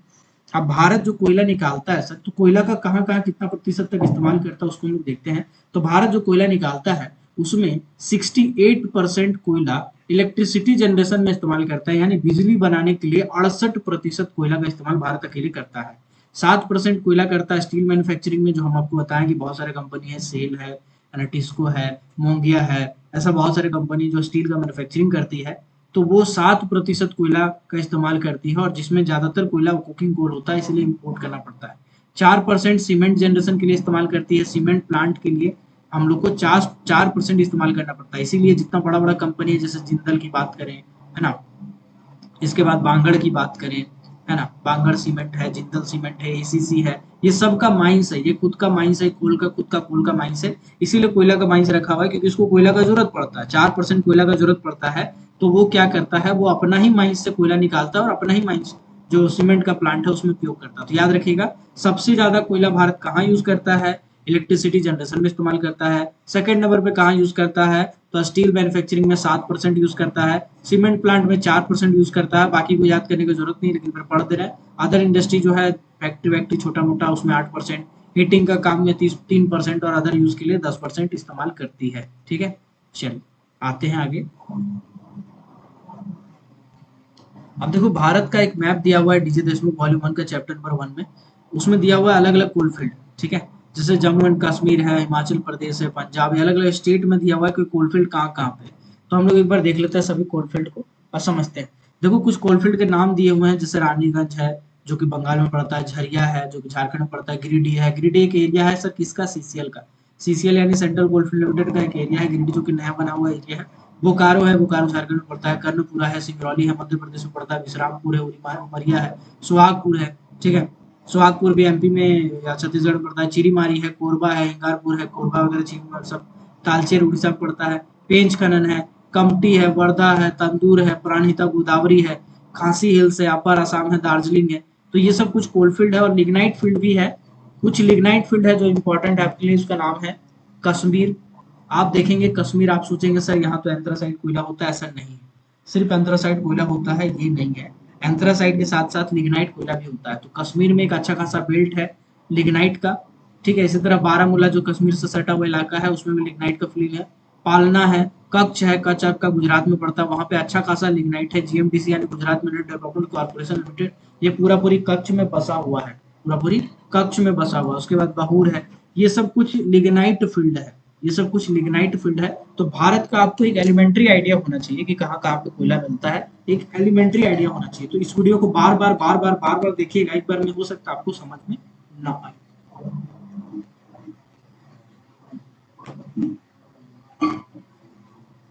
चलिए अब आते हैं सर आगे। आपको हमने भारत का इतिहास, कोयला का इतिहास बता दिया, कोयला का वर्तमान बता दिया, भारत का अलग अलग रैंकिंग बता दिया, कौन कौन सा स्टेट में कितना ज्यादा कोयला पाया जाता है ये बता दिया। तो कुल मिलाकर के हिस्ट्री वर्तमान खत्म होता है। अब हम कूदते हैं एससीसीएल के ऊपर में, अगला वीडियो में डब्ल्यूसीएल को कवर करेंगे। सबसे पहले एससीसीएल पे हम कूदते हैं। एससीसीएल सर, एससीसीएल क्या है? एससीसीएल का मतलब होता है साउथ ईस्टर्न कोलफील्ड लिमिटेड। ये दो स्टेट में फैला हुआ है। कौन कौन सा स्टेट में? मध्य प्रदेश में एंड छत्तीसगढ़ में। मध्य प्रदेश में एंड छत्तीसगढ़ में ये फैला हुआ है, ठीक है। मध्य प्रदेश और छत्तीसगढ़ में ये फैला हुआ है एससीसीएल यानी साउथ ईस्टर्न कोलफील्ड लिमिटेड, ठीक है। तो 2021-22 की अगर मैं बात करूं तो कितना प्रोडक्शन हुआ 2021-22 में कोयला का? तो जो प्रोडक्शन हुआ वो सबसे ज्यादा हुआ सर, सबसे ज्यादा हुआ, यानी 142.52 मिलियन टन। 142.52 मिलियन टन, ये क्या था? ये सबसे ज्यादा था, सबसे ज्यादा यानी जितना भी सब्सिडरी कंपनी है उसमें सबसे ज्यादा प्रोडक्शन था एससीसीएल का, जो कि 142.52 मिलियन टन का प्रोडक्शन हुआ था। अब अगर हम बात करें एससीसीएल के पास टोटल कितने माइंस है, एससीसीएल के पास टोटल कितने माइंस है, तो ध्यान दीजिएगा एससीसीएल के पास टोटल 65 माइंस है।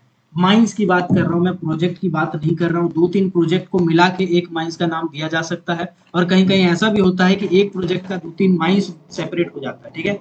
तो 65 माइंस है, उस माइंस में 39 माइंस पड़ता है छत्तीसगढ़ में, छत्तीसगढ़ में, और 26 माइंस पड़ता है मध्य प्रदेश में। हमने क्या बताया? हमने बताया एससीसीएल छत्तीसगढ़ और मध्य प्रदेश में फैला हुआ है, जिसका टोटल 65 माइंस है, जिसमें 39 माइंस पड़ता है छत्तीसगढ़ में और 26 माइंस पड़ता है मध्य प्रदेश में। क्लियर हो गया यहाँ तक? अब आते हैं आगे। अभी हम थोड़ा देर पहले आपको बताएं कि 142.52 मिलियन टन इसका प्रोडक्शन है। हमने क्या बताया? हमने बताया कि भैया एससीसीएल का जो प्रोडक्शन है वो सबसे ज्यादा है। कितना है? 142.52 मिलियन टन है। अगर आप पूछेंगे बताओ ओपन कास्ट से कितना हुआ, ओपन कास्ट से कितना हुआ, तो 130.99 मिलियन टन ओपन कास्ट से हुआ। अगर आप पूछेंगे अंडरग्राउंड से कितना प्रोडक्शन हुआ, तो अंडरग्राउंड से 11.53 एमटी अंडरग्राउंड से परमिशन प्रोडक्शन हुआ। अगर आप बोलेंगे मिक्स्ड माइन से कितना प्रोडक्शन हुआ, तो एससीसीएल का मिक्स्ड माइन से नहीं है, इसीलिए मिक्स्ड माइन से कोई प्रोडक्शन नहीं हुआ, ठीक है। आने वाला टाइम में प्लानिंग है बट फिलहाल नहीं है। प्रोडक्शन दिमाग में छाप लीजिए। चलिए आगे बढ़ते हैं। अभी देखो अलग अलग इंडस्ट्री में यूज करेगा, एससीसीएल कोयला निकालेगा तो कोई ना कोई इंडस्ट्री को तो बेचेगा ना भाई, कोई ना कोई इंडस्ट्री में तो इस्तेमाल करेगा। तो पावर सेक्टर में, पावर सेक्टर में जो कोयला खर्च किया एससीसीएल, वो किया 83%, 83% कोयला पावर सेक्टर में खर्चा किया। तो अगर आपसे पूछेगा कि बताओ एससीसीएल इनमें से कौन सी सेक्टर में अपना सबसे ज्यादा कोयला झोंकता है या खर्चा करता है, तो वो है पावर सेक्टर में। याद रखिएगा, पावर सेक्टर में सबसे ज्यादा कोयला झोंकता। अभी हम 2 घंटा 3 घंटा लगातार क्लास लिए, अभी लगातार वीडियो बना रहे हैं, इसलिए गला थोड़ा बैठा हुआ है, तो मैं उस पर माइंड नहीं कीजिएगा। हम कोशिश करेंगे एनर्जी लेवल बरकरार रखें, लेकिन 3 घंटा क्लास लेने के बाद फिर अगर हम वीडियो बना रहे हैं तो समस्या हो जाता है, बट कोई बात नहीं। तो industry basically power sector, power sector में 83% योगदान है एससीसीएल का। इसके बाद फर्टिलाइजर, फर्टिलाइजर, फर्टिलाइजर मतलब बहुत सारा केमिकल, यूरिया वूरिया लन फन जो बनाया जाता है वो फर्टिलाइजर इंडस्ट्री में बनाया जाता है, जिसका 0.93%, यानी एससीसीएल अपना 0.93% जो है वो फर्टिलाइजर इंडस्ट्री में खर्चा किया कोयला का, या उसको बेचा। सीमेंट इंडस्ट्री के लिए कितना खर्चा किया? सीमेंट इंडस्ट्री के लिए खर्चा किया 0.23%, 0.23%। तो याद रखिएगा सबसे ज्यादा कोयला खर्चा किया पावर सेक्टर में। ऐसा क्वेश्चन बना के पूछा हुआ क्वेश्चन है सर, डब्ल्यूसीएल में और भी बहुत सारी सब्सिडरी कंपनी है, उसका पूछा हुआ क्वेश्चन है, इसीलिए ये सब चीज को जरूर ध्यान दीजिएगा, है ना। ये मत सोचिएगा बकैती कर रहे सर खोल के वीडियो।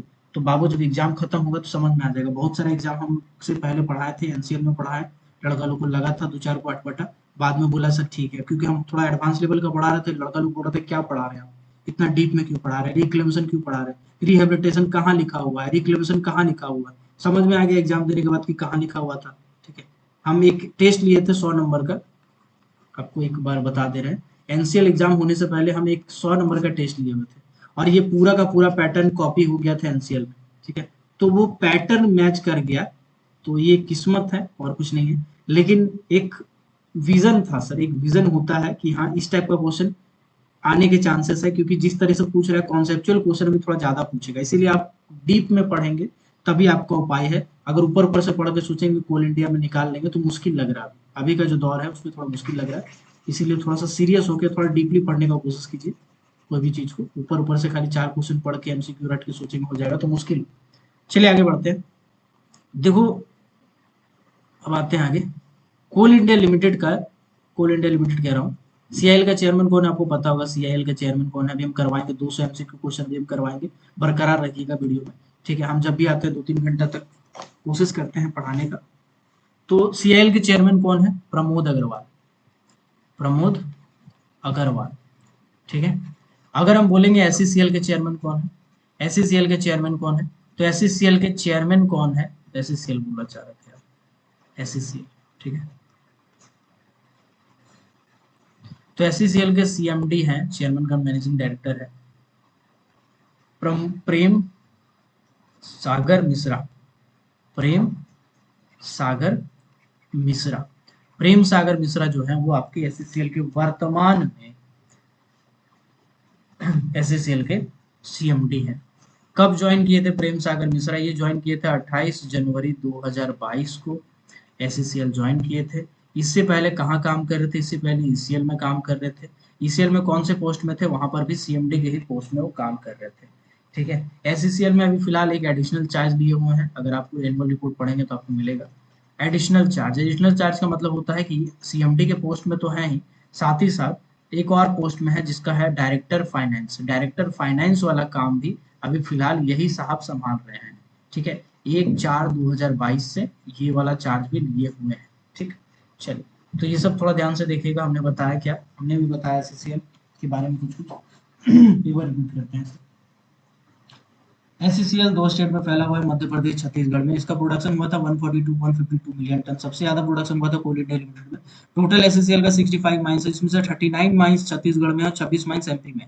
प्रोडक्शन की बात करें तो 142.52 मिलियन टन प्रोडक्शन हुआ था, जिसमें से ओपन कास्ट में 130.99 मिलियन टन और अंडरग्राउंड में 11.53 मिलियन टन का प्रोडक्शन हुआ। मिक्स्ड माइंस इसका है नहीं, इसलिए मिक्स्ड माइंस से कोई प्रोडक्शन नहीं हुआ। इंडस्ट्री की बात करें तो एससीसीएल सबसे ज्यादा खर्चा करता है पावर सेक्टर में कोयला को। तो एससीसीएल जितना भी प्रोडक्शन किया उसमें से 83% कोयला वो पावर सेक्टर में खर्चा किया, 0.93% कोयला फर्टिलाइजर इंडस्ट्री में खर्चा किया और 0.23% कोयला सीमेंट इंडस्ट्री में खर्चा किया।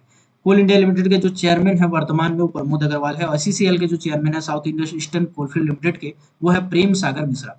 प्रेम सागर मिश्रा 28 जनवरी 2022 से एससीसीएल के पद पे, सीएमडी के पद पे कार्यरत है। इससे पहले वो ईसीएल यानी ईस्टर्न कोलफील्ड लिमिटेड, जो कि कोल इंडिया लिमिटेड की एक सब्सिडरी कंपनी है, उसमें वो सीएमडी के पद पे कार्यरत थे। एससीसीएल में वो अभी फिलहाल एडिशनल चार्ज भी लिए हुए हैं डायरेक्टर फाइनेंस का 1/4/2022 से। आई होप यहाँ तक आपको समझ में आ गया होगा। अगर बैकग्राउंड की बात करें तो आपके लिए इंपॉर्टेंट नहीं है, बट इंडस्ट्री में तो इसलिए बता दे रहे हैं। आईएसएम से वो बीटेक किए हुए हैं 1987 में। इसके बाद वो एमटेक किए, सॉरी बीटेक के बाद वो एफएमसी लिए 1990 में। ठीक है, 1990 में वो फर्स्ट क्लास मैनेजर सर्टिफिकेट लिए। उसके बाद वो post graduate diploma in business law किए हुए हैं, इसीलिए वो फाइनेंस संभाल रहे हैं सर, ऐसे ही फाइनेंस नहीं संभाल रहे है ना। ये कोलकाता से किए थे। इसके बाद वो पीएचडी किए हैं, पीएचडी किए हैं किसमें? मैनेजमेंट स्टडीज में, मैनेजमेंट स्टडीज में पीएचडी किए हैं। ये भी वो आईएसएम धनबाद से किए हैं। ठीक है, आईएसएम धनबाद से किए हैं। तो ये उनका क्वालिफिकेशन बैकग्राउंड था। इसके बाद उनके पास 16 साल का तजुर्बा है, 16 साल का एक्सपीरियंस था। कहाँ पे? एससीसीएल में अलग अलग पोस्ट में वो काम किए हैं। एससीसीएल में मैनेजर के पोस्ट पे, मैनेजर और मैनेजर के लेवल के या ऊपर लेवल के पोस्ट पे 16 साल काम किए हैं, अलग अलग फील्ड में, अलग अलग माइंड्स में। इसीलिए एससीसीएल में उनको फिर से खींच के लाया गया है, क्योंकि एससीसीएल का डेवलपमेंट में, क्योंकि वो 15-16 साल अलग अलग माइंड्स में काम किया, अलग अलग प्रोजेक्ट में काम किया एससीसीएल में, तो उनको एससीसीएल के बारे में अच्छा खासा नॉलेज है ना। चलिए, और इसीलिए प्रोडक्शन सबसे ज्यादा हुआ इस बार। तो ये एक स्ट्रेटजी ही है, कह सकते हैं हम। ठीक है, चलिए अब दो चार चीज हम आपको समझाना चाहते हैं, थोड़ा बेतुका है लेकिन समझिएगा। Group A, group B, group C, group D. भारत में जो रोजगार होता है सरकारी वाला, उसको इन 4 ग्रुप में बांटा गया है। Group A, group B, group C, group D. जिसमें ग्रुप डी वाले जो होते हैं उसमें लेबर होते हैं, इसके बाद अटेंडेंट होते हैं, इसके बाद आपके टेक्नीशियन होते हैं। ये सभी आपके ग्रुप डी कैटेगरी में आते हैं। ग्रुप सी कैटेगरी में कौन आते हैं? जो स्टाफ होते हैं, यानी सुपरवाइजर होते हैं, इंजीनियर होते हैं। ठीक है, ये सभी के सभी आपके ग्रुप सी कैटेगरी में आते हैं, जैसे माइनिंग सरदार, ओवरमैन हो गया, है ना, ये सभी के सभी उसमें आते हैं। ग्रुप बी क्या होता है? ग्रुप बी होता है जो कि आपका, ग्रुप बी 2 टाइप का होता है, एक होता है नॉन गैजेटेड, एक होता है नॉन गैजेटेड, ठीक है, और एक होता है गैजेटेड, एक होता है गैजेटेड। गैजेटेड का क्या मतलब होता है? गैजेटेड का मतलब होता है ऐसे पदाधिकारी जिनके पास कुछ गैजेट का पावर हो, उन्हें गैजेटेड ऑफिसर कहा जाता है। यानी गैजेट में प्रकाशित किया जाता है उनका नाम, कि ये जो फलना फलना फलना व्यक्ति है वो आज से इस पद पे कार्यरत रहेंगे, तो उन्हें गैजेटेड ऑफिसर कहा जाता है। इसीलिए कभी भी अटेस्टेड कराते हैं, सीईओ, बीडीओ, लंद फंद, ये सबसे आपको कराना पड़ता है, इनकम टैक्स ऑफिसर, ये सब गैजेटेड में आते हैं। नॉन गैजेटेड में बहुत सारा पोस्ट आता है ना, असिस्टेंट इनकम टैक्स ऑफिसर, ऐसे करके बहुत सारा पोस्ट आता है।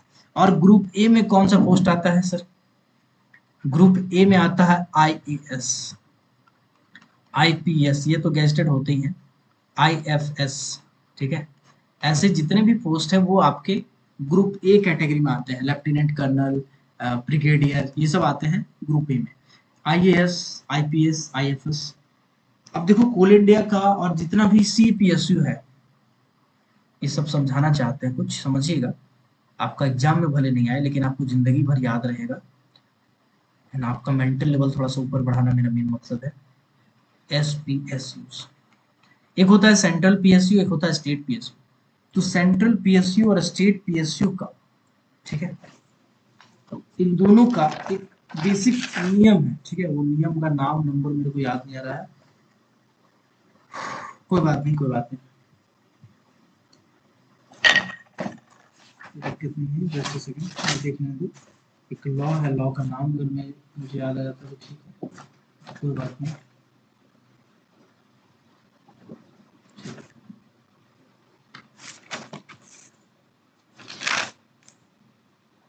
ठीक है, हाँ, देखो कंपनीज एक्ट, हाँ याद आ गया, लिखा हुआ था सर, खोज रहे थे, याद क्या याद आ गया, ठीक है। कंपनीज एक्ट 2013 का सेक्शन 25, कंपनीज एक्ट 2013 का सेक्शन 25 में ऐसा लिखा गया है कि जो भी सीपीएसयू और एसपीएसयू में सबसे बड़े पोस्ट में रहेंगे, सबसे बड़े पोस्ट बोले तो जैसे चेयरमैन या फिर सीएमडी या फिर एमडी, ये सब जो पोस्ट में रहेंगे वो ग्रुप ए कैटेगरी का, ग्रुप ए कैटेगरी का यानी ग्रुप ए लेवल का, यानी गैजेटेड ऑफिसर्स होंगे या तो उसके समतुल्य होंगे, गैजेटेड ऑफिसर होंगे या उसके समतुल्य होंगे। इसलिए जितनी भी कंपनी आप देखेंगे, आप कोई भी कंपनी के बारे में सर्च कीजिए। चलिए मैं आपको एक कंपनी के बारे में सर्च करके एग्जांपल में समझाता हूँ, आपको ज्यादा अच्छे समझ में आएगा। मान के चलिए हम देखना चाहते हैं कि कोई कंपनी है, ठीक है, जैसे ओएनजीसी, ओएनजीसी चेयरमैन। हम जानना चाहते हैं भैया ओएनजीसी के जो चेयरमैन है वो उनका क्या योग्यता है, क्या क्वालिफिकेशन है, क्या पढ़े हैं नहीं पढ़े हैं, उनको हम थोड़ा देखने का कोशिश करते हैं। तो देखिएगा, अरुण कुमार सिंह चेयरमैन एनसीयू है, इनके ऊपर आप क्लिक करते हैं और क्लिक करने के बाद जब स्क्रॉल करते हैं तो आपको इनके बारे में बहुत कुछ देखने को मिल जाएगा कि ये यहाँ पे काम किए हुए हैं, महारत्न कंपनी में काम कर रहे हैं, फिलहाल मैकेनिकल इंजीनियर थे एनआईटी से, ठीक है, ऐसे थे वैसे थे, आईएएस निकाले हुए बंदे हैं, है ना। तो ऐसे कर करके आपको मिलेगा। तो आप ज्यादातर देखेंगे जितने भी डायरेक्टर लोग होते हैं वो आईएएस, आईपीएस, आईएफएस या फिर कोई कंपनी के सीएमडी पहले रह चुके हैं, चेयरमैन रह चुके हैं, उस लेवल के होते हैं। आप कोई भी आदमी को नहीं दे सकते सर। कंपनीज एक्ट 2013 के सेक्शन 25 के हिसाब से कोई भी आदमी जो कि ग्रुप ए कैटेगरी का गेस्टेड ऑफिसर या तो उसके समतुल्य में जॉब नहीं किया हो, उसे आप डायरेक्टर या सीएमडी नहीं बना सकते। चलिए समझ में आ गया, आई होप आपको समझ में आ गया होगा। आते हैं आगे, ठीक है। चलिए, तो एससीसीएल के बारे में हम आपको बता रहे थे, ठीक है। तो एससीसीएल के बारे में हम आपको बता रहे थे, आते वापस से एससीसीएल। तो चेयरमैन के बारे में हम आपको अच्छा खासा नॉलेज दे दिए हैं, है ना। इसके बाद एससीसीएल से याद आया एक और टर्म, मिस विस्मिता तेज, ये नाम याद रखिएगा। मिस विस्मिता तेज ये कौन है? ये जॉइंट सेक्रेटरी है। कौन है? जॉइंट सेक्रेटरी किसका? तो मिनिस्ट्री ऑफ कोल का। मिनिस्ट्री ऑफ कोल का। कोल मिनिस्टर कौन है? कोयला मंत्री कौन है भैया? तो कोयला मंत्री है प्रहलाद जोशी। प्रहलाद जोशी। ये दो नाम आपको याद रखना चाहिए क्योंकि दो क्वेश्चन पूछा हुआ है। कोयला मंत्री कौन है 50 बार पूछा है, तो याद रखिएगा वर्तमान में प्रहलाद जोशी है। और अगर आपसे पूछता है मिनिस्ट्री ऑफ कोल के ज्वाइंट सेक्रेटरी कौन है, तो मिनिस्ट्री ऑफ कोल के ज्वाइंट सेक्रेटरी है विस्मिता तेज। इनका क्या काम है सर? तो जो कभी भी कोल वाली कंपनी होती है उनको ये मिनिस्ट्री की तरफ से आदेश देती है। मिनिस्ट्री जो भी आदेश देता है, मिनिस्ट्री ऑफ कोल, ये ज्वाइंट सेक्रेटरी उनको आदेश पारित करता है। पहले अनिल जैन जी थे, अभी फिलहाल ज्वाइंट सेक्रेटरी विस्मिता तेज जी है। तो याद रहेगा नाम। चलिए आगे बढ़ते हैं। देखो एससीसीएल का एरिया के बारे में बात करते हैं। एरिया ऑफ एससीसीएल, ठीक है। कौन कौन सा एरिया है समझते हैं। सबसे पहला है गेबरा, गेबरा एरिया। दूसरा है आपका दीपका एरिया, दीपका एरिया हो गया। तीसरा है आपका कुसमुंडा, कुसमुंडा एरिया, ठीक है। चौथा है आपका कोरबा एरिया जो कि छत्तीसगढ़ में पड़ता है। पांचवा है आपका रायगढ़ एरिया, ऑब्वियस सी बात है छत्तीसगढ़ में पड़ता है। छठा है आपका विश्रामपुर एरिया जो कि छत्तीसगढ़ में पड़ता है। सातवां है आपका वैकुंठपुर एरिया, वैकुंठपुर एरिया, ये भी पड़ता है आपका शायद छत्तीसगढ़ में ही। आठवां है आपका भाटगांव एरिया, भाटगांव एरिया। नौवां है आपका चिरीमारी एरिया, चिरीमिरी, सॉरी चिरीमिरी, चिरीमिरी एरिया। 10वां है आपका हासदेव एरिया, हासदेव एरिया। 11वां है आपका सुहागपुर एरिया, सुहागपुर एरिया। 12वां है आपका Jamuna area, Jamuna and Kotma, Jamuna and Kotma area. और 13वां है आपका जोहिला एरिया। इसको पॉज करके लिख लीजिएगा, समय थोड़ा सा जल्दी जल्दी बढ़ाना चाहते हैं, ठीक है। तो कुल मिलाकर के देखो एरिया जो है एससीसीएल का 13 टो है। कौन कौन सा area? Gevra area, Dipka area, Kusmunda area, Korba area, Raigarh area, Vishrampur area, Baikunthpur area, Bharat Bhatgaon area, Chirimiri area, Haldipur area, Sohagpur area, Jamuna and Kotma area और झोला एरिया। ये सभी एरिया जो है वो एससीसीएल के पड़ते हैं, याद रहेगा।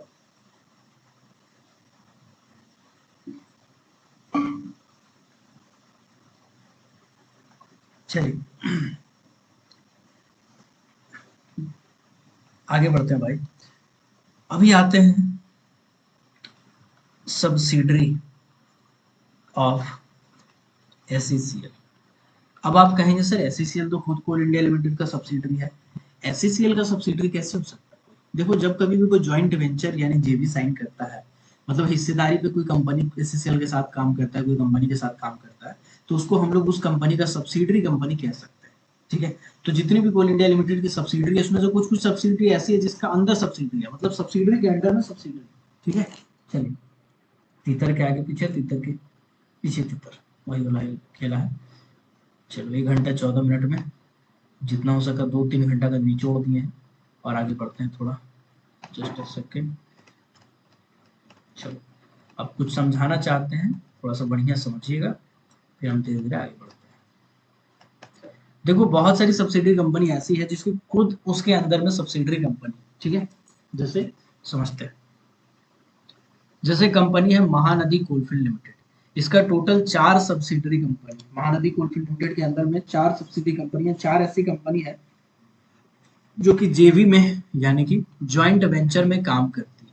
ठीक है, कंपनी का नाम है एमजेएसजे कंपनी, एमजेएसजे कोल लिमिटेड, ये एक कंपनी है एमजेएसजे कोल लिमिटेड।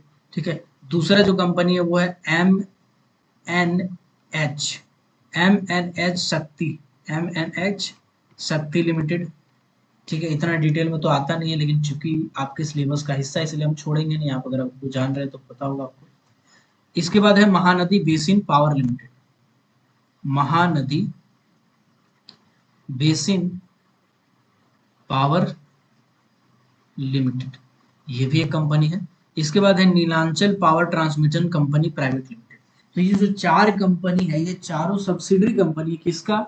एमसीएल का, ध्यान रखिएगा, एमसीएल का सब्सिडरी कंपनी है ये चारों, एमजेएसजे कोल limited, MNH Shakti limited, Mahanadi basin power limited, Neelanchal power transmission company private limited. याद रहेगा? चलिए, नहीं याद रहेगा लिखते जाइएगा, पॉज कर करके इसको नोट्स बना लीजिए, क्योंकि इससे अच्छा आपको शायद आपको खुद से खोजना पड़े, बहुत मेहनत लग जाए। एससीसीएल के 2 सहायक कंपनी है, एक है सीईआर, मतलब सीईआरएल का मतलब होता है मेसर्स छत्तीसगढ़ पूर्व रेलवे लिमिटेड, मेसर्स छत्तीसगढ़ पूर्व रेलवे लिमिटेड, और दूसरा जो है वो है मेसर्स छत्तीसगढ़ पूर्व पश्चिम रेलवे लिमिटेड। ठीक है, वेस्टर्न रेलवे लिमिटेड। ठीक है, चलिए, तो याद रहेगा ये दोनों सीईआरएल और सीईडब्ल्यूआरएल, ये दोनों एससीसीएल के सहायक कंपनी, एससीसीएल के लिए बहुत इंपॉर्टेंट है, एससीसीएल के सहायक कंपनी।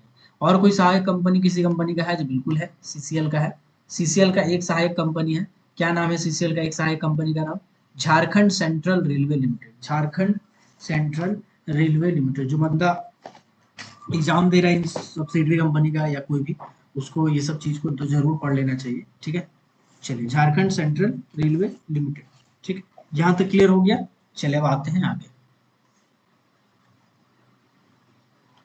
ठीक है, आगे आते हैं। तो भैया हमने अभी तक आपको सब्सिडरी कंपनी का आइडिया दे दिया कि एससीसीएल के अंदर में 2 सब्सिडरी कंपनी है। ठीक है, एससीसीएल कोकिंग कोल का प्रोडक्शन करती है जी, करती है, लेकिन बहुत कम करती है। अगर जो प्रोडक्शन को हम देखें, उसमें 0.23 मिलियन टन प्रोडक्शन करती है सिर्फ कोकिंग कोल का।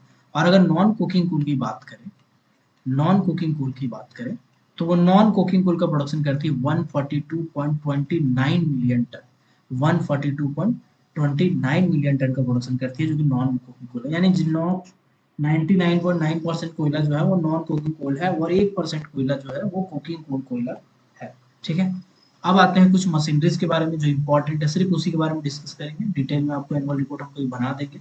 ड्रैग लाइन, एससीसीएल में टोटल कितना ड्रैग लाइन है? तो याद रखिएगा 2। एससीसीएल में कितना ड्रैग लाइन है? 2। सॉवेल की संख्या कितना है? सॉवेल का संख्या है 70।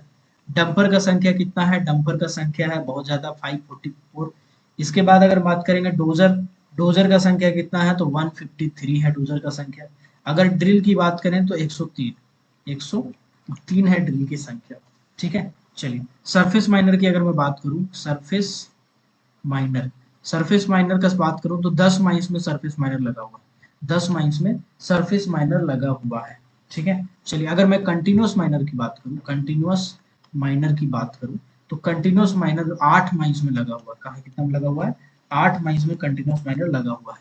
अगर मैं हाईवाल माइनिंग की बात करूं, हाईवाल टेक्नोलॉजी की बात करूं, तो हाईवाल टेक्नोलॉजी यहीं पे अडॉप्ट किया गया था 2011 में।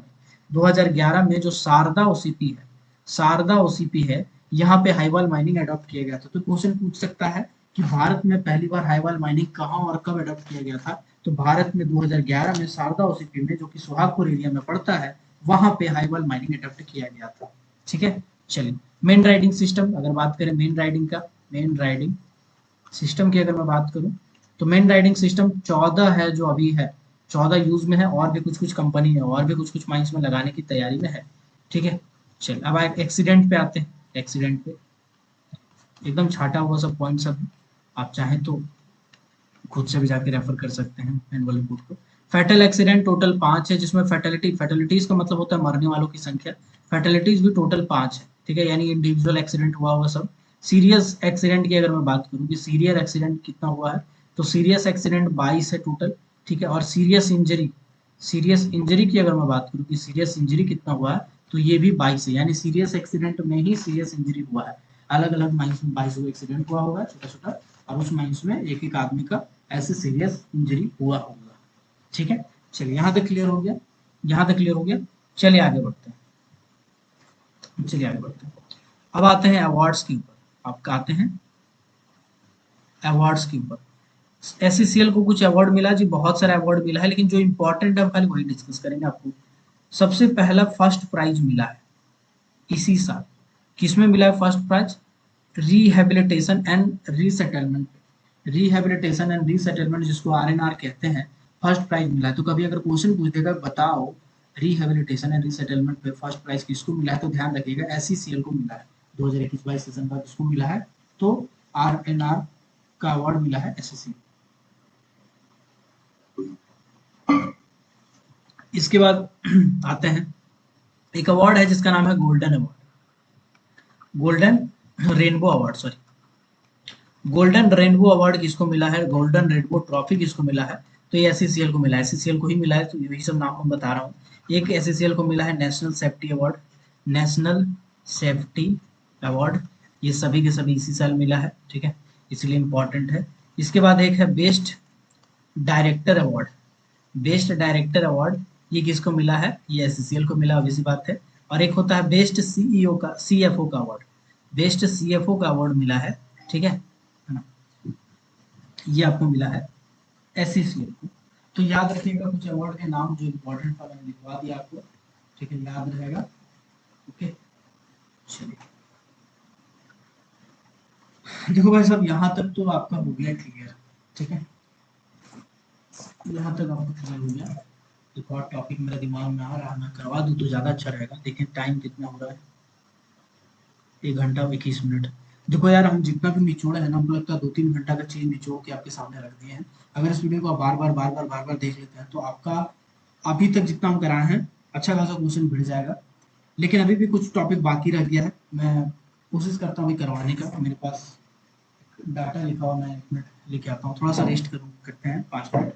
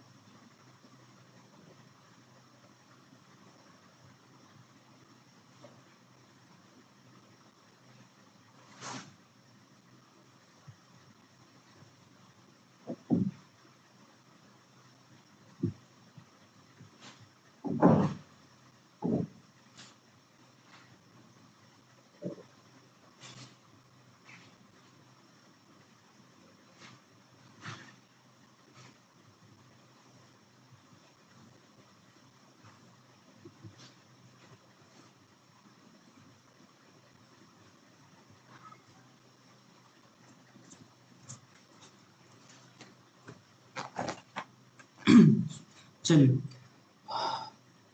अब आते हैं हम लोग थोड़ा सा और आगे, टॉपिक ना छूट जाए कुछ यार, ये मेरे को डर लगता है सर। चलो कोई नहीं, छूटने नहीं देंगे भाई।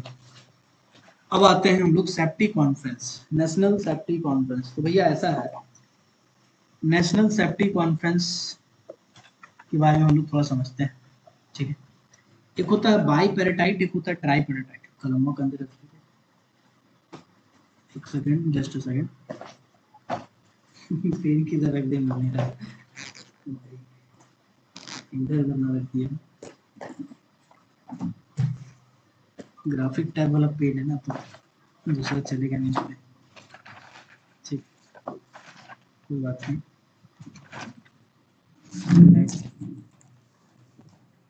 Just a second.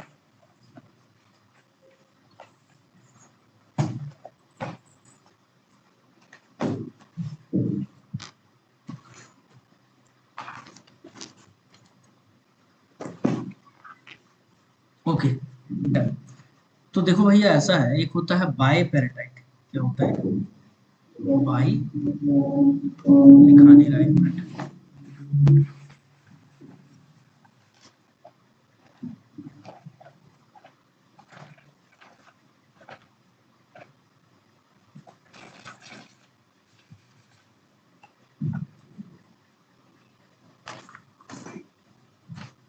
ठीक है, चलिए समझते हैं। बैक टू टॉपिक का हो गया।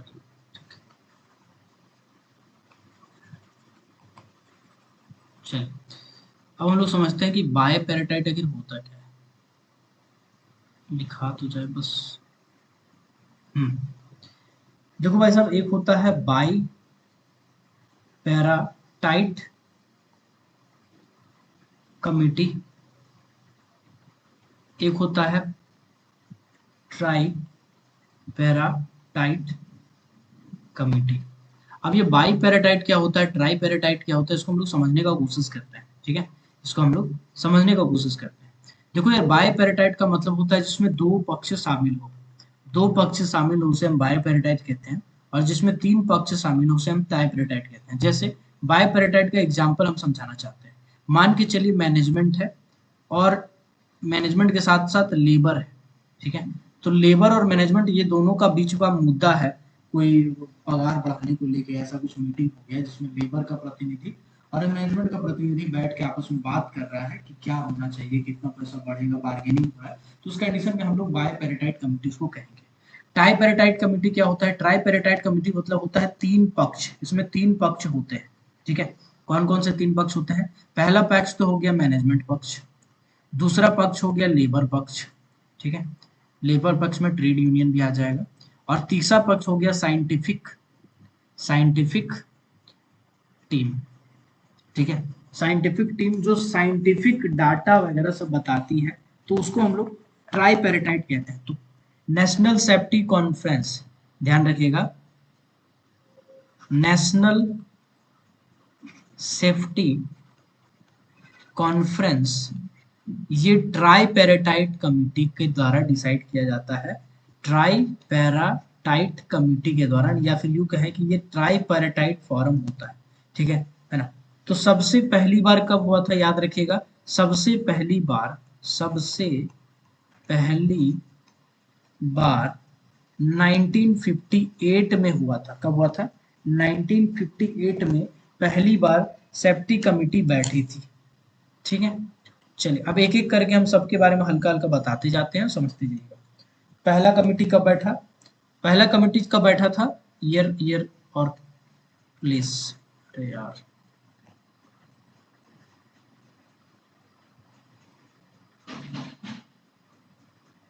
पहला कमिटी कब बैठा था, पहला फर्स्ट वाला बैठा था 1958 में, और कहाँ बैठा था, तो कलकत्ता में। कलकत्ता भारत का राजधानी था, वहीं पे बैठा हुआ। सेकेंड वाला कहाँ बैठा था, सेकेंड वाला बैठा था जुलाई 1966 में। ठीक है, जुलाई 1966 में सेकेंड वाला बैठा था।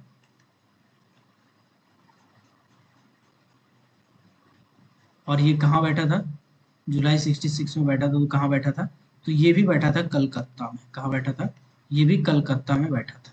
ठीक है, थर्ड वाला की बात करें, थर्ड सेफ्टी कमेटी कहाँ बैठा था, तो थर्ड सेफ्टी कमेटी में बैठा था जुलाई 1973 में, और ये कहाँ बैठा था, ये भी कलकत्ता में बैठा था। याद रखिएगा, शुरू का जो तीन है वो कलकत्ता है, उसके बाद फिर लगातार सब जितना भी हुआ है न्यू दिल्ली में हुआ है। ठीक है, चौथा कहाँ बैठा था, फोर्थ वाला, तो फोर्थ वाला बैठा था आपका बेसिकली 1978 में, दिसंबर 1978 में।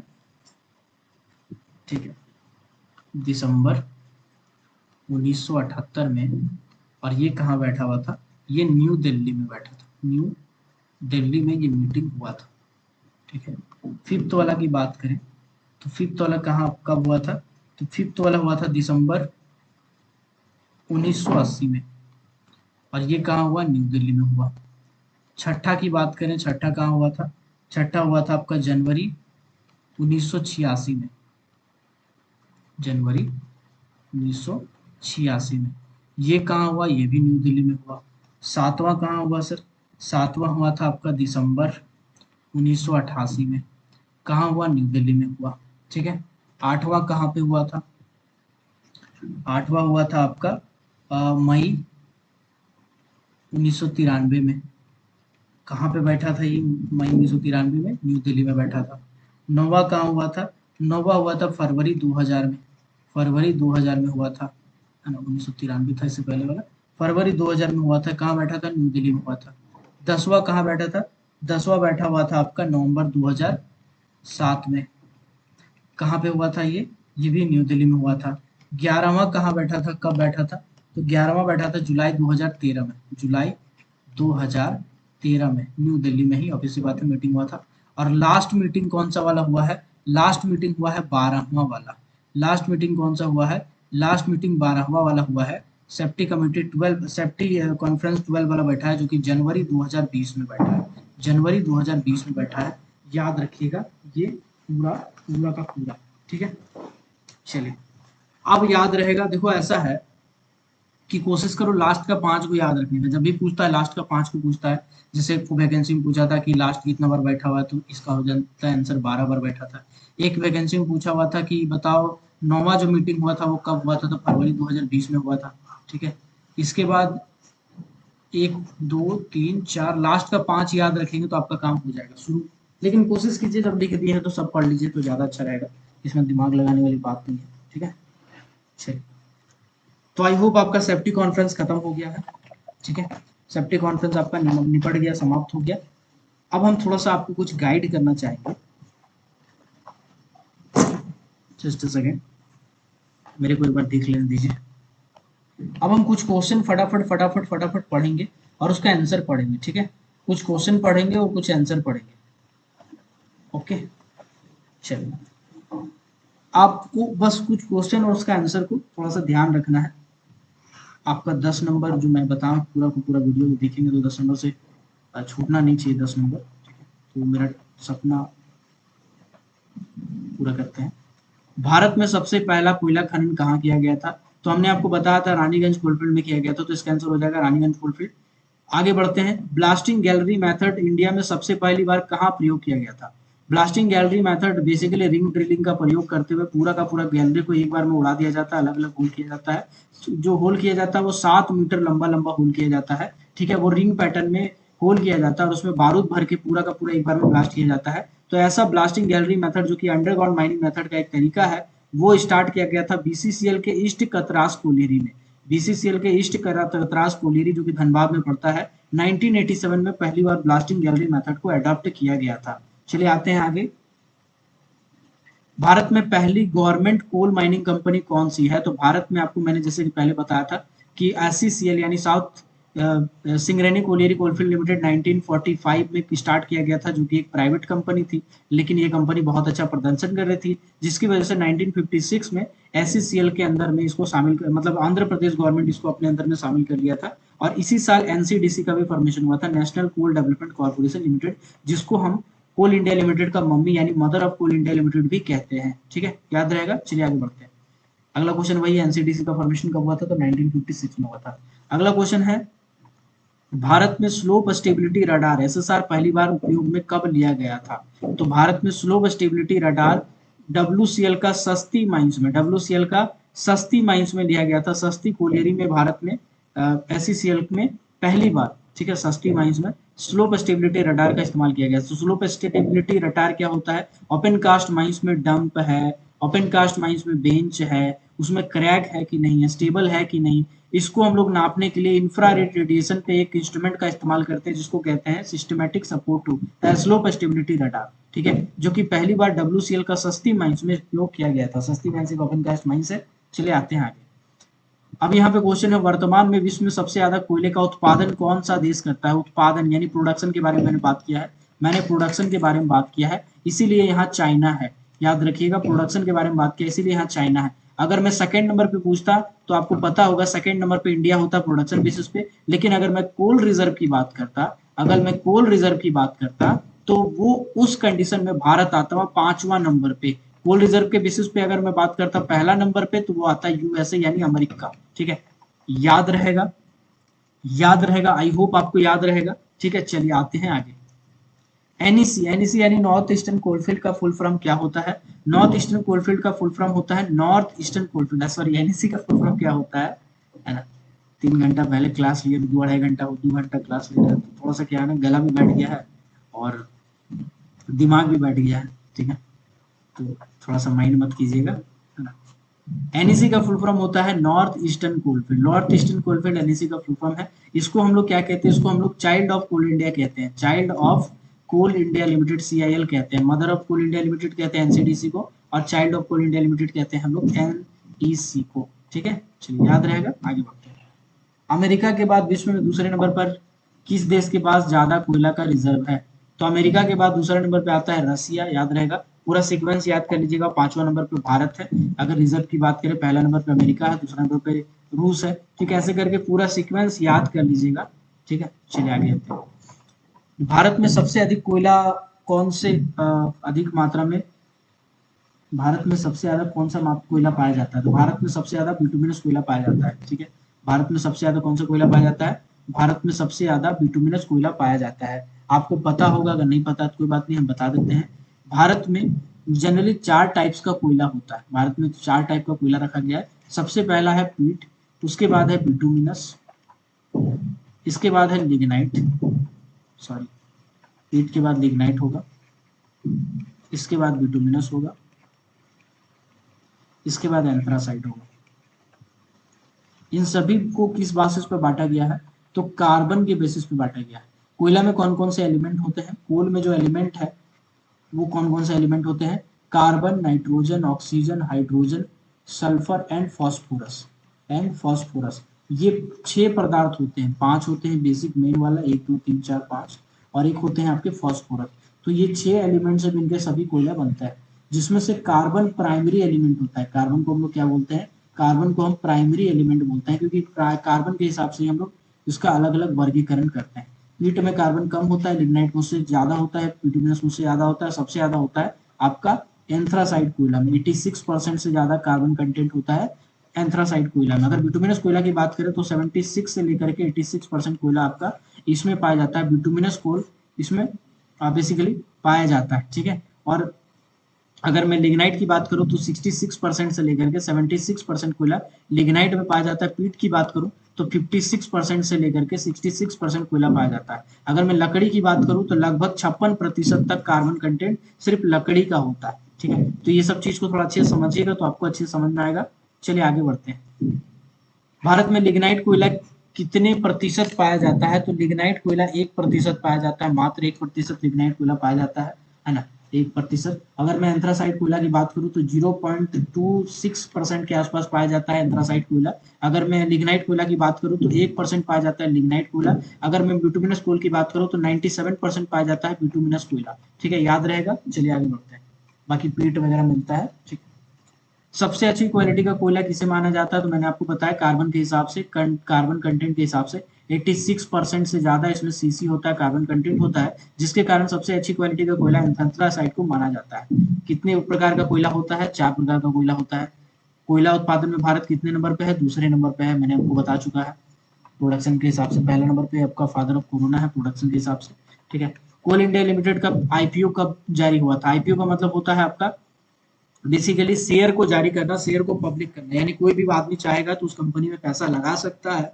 ठीक है, तो उसको हम लोग, आईपीओ का फुल फॉर्म क्या था मेरे को दिमाग में नहीं आ रहा है यार, थोड़ा 1 मिनट में देख लेता हूँ, जस्ट अ सेकेंड।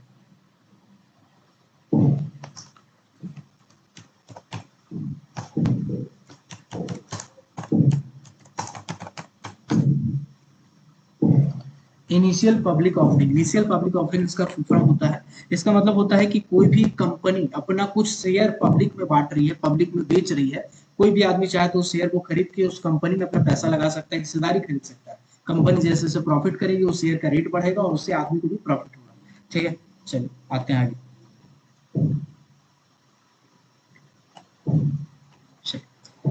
तो क्वेश्चन पे आते हैं वापस से।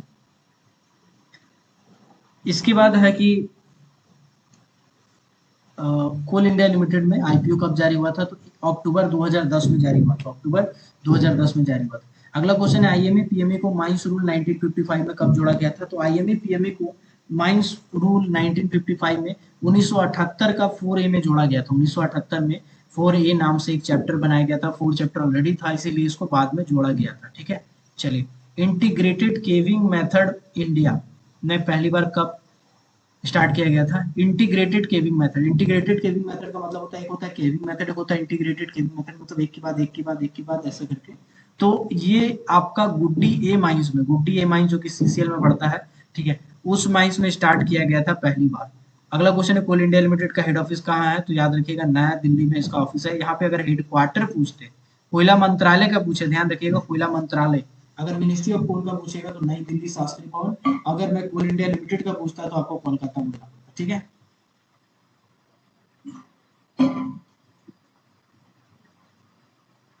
Just a second. अगर मैं कोल इंडिया लिमिटेड की बात करता तो आपको कोयला भवन कहना पड़ता। क्या कहना पड़ता? कोयला भवन कहना पड़ता है, ठीक है।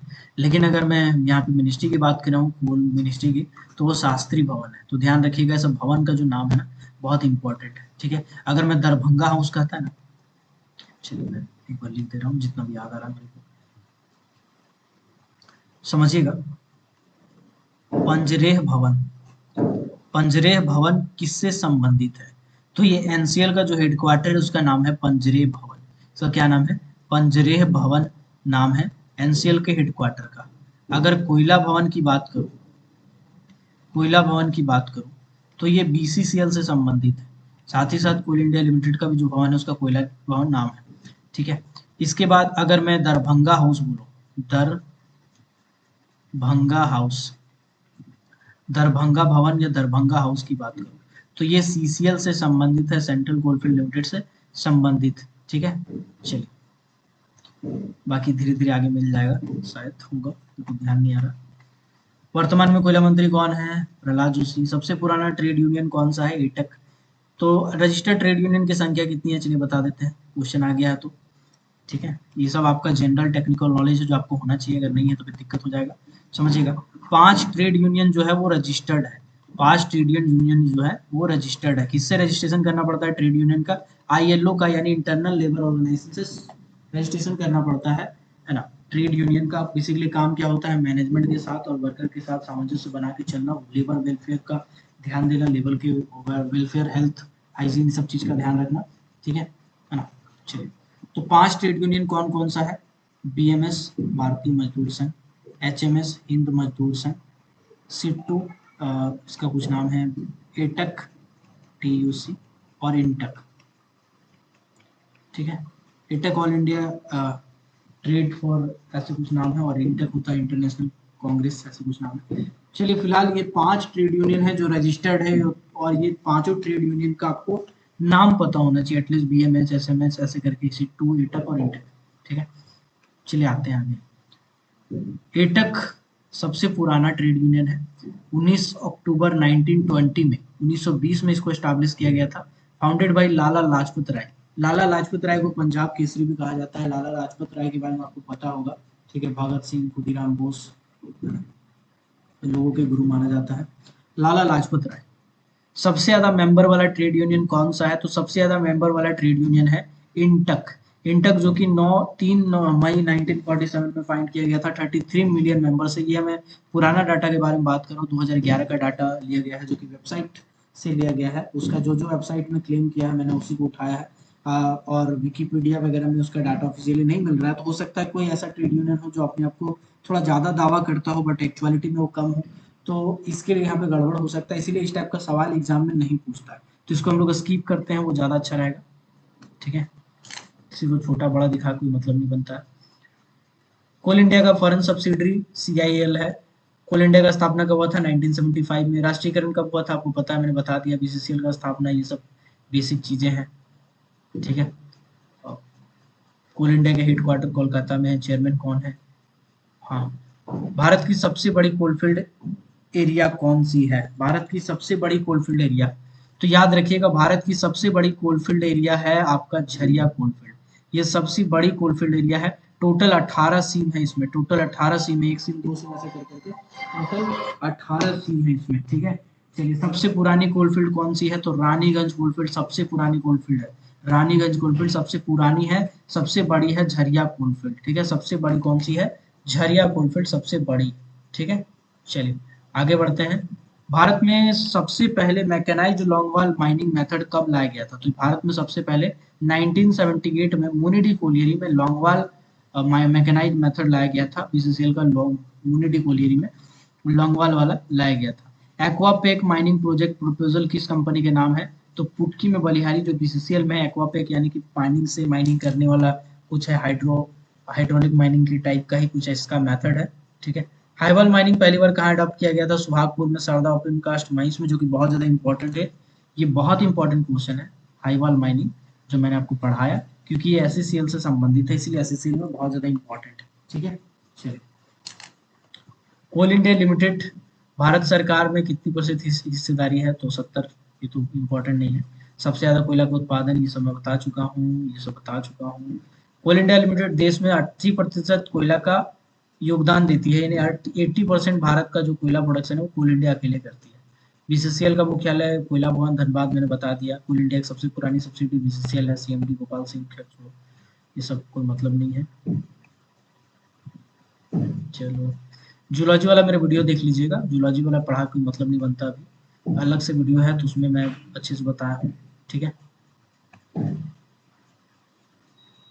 ओके, जस्ट अ सेकंड, मैं थोड़ा सा स्क्रीन को ब्लर कर रहा हूँ, ठीक है। अभी आपका स्क्रीन ऑफ हो जाएगा, काला काला वीडियो दिखाई देगा, लेकिन रुक जाइए 1 मिनट, आपसे कुछ बात करना है विशेष खास, तो जस्ट अ सेकंड, थोड़ा सा वेट कर लीजिए। आज मैंने कहा है कि आपका 10 नंबर कंप्लीट करवाऊंगा तो करवाऊंगा भाई साहब, गला बैठे चाहे हम बैठ जाए।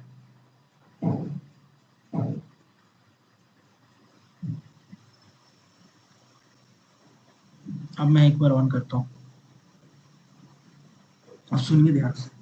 देखो ऐसा है, कुछ बच्चे मेरे से क्लास करना चाहते हैं और मुझे बार बार कॉल कर रहे हैं, और देखो ऐसा है कि अभी हम नया बैच स्टार्ट कर नहीं सकते हैं, लेकिन आप लोग को हम छोड़ भी नहीं सकते हैं, क्योंकि आप अगर मेरे पे भरोसा कर रहे हैं, आप अगर मेरे से क्लास करना चाह रहे हैं, तो आप एक तरह से अपना भरोसा शो ऑफ कर रहे हैं कि हाँ भाई हमको आप पे भरोसा है, तो हम आपके उस भरोसे का कीमत समझते हैं, कद्र करते हैं।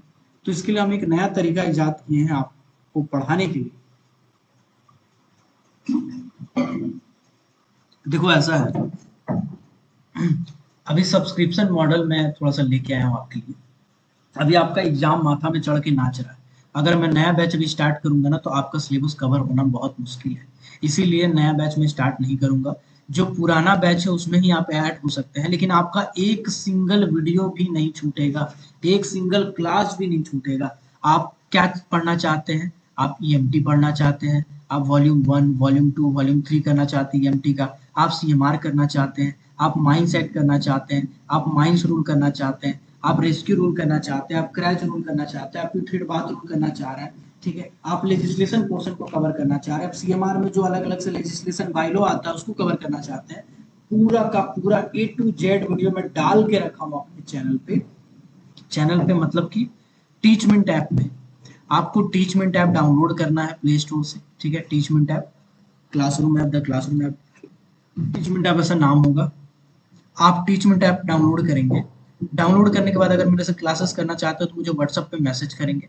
मैं अपना व्हाट्सएप नंबर स्क्रीन पे लिख दे रहा हूँ, अगर अभी तक आप क्लास किए हैं मतलब है कि आप क्लास कर सकते हैं।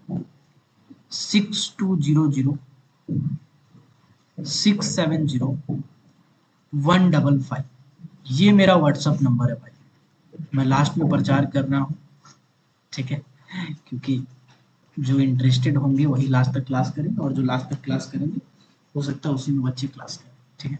तो बिना मतलब का प्रचार करके मतलब नहीं बनता। 6200-670-155 ये मेरा व्हाट्सएप का नंबर है, इसमें आपको मैसेज करना है कि मुझे क्लास करना है। कैसे क्लास करेंगे, क्या मिलेगा आपको मैं बता देता हूँ।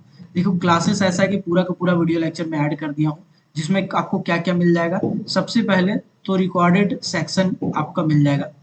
रिकॉर्डिंग सेक्शन में जो जो मैंने महामैराथन लिया है, जैसे देखते चलिए आप, मैं आपको बताते चलता हूँ। मेथड ऑफ वर्किंग का महामैराथन लिया हूँ मैं, सपोर्ट चैप्टर का महामैराथन लिया हूँ, 3 घंटा, 4 घंटा, 5 घंटा, 6 घंटा का वीडियो है, एक सिंगल वीडियो में पूरा का पूरा चैप्टर समाप्त है।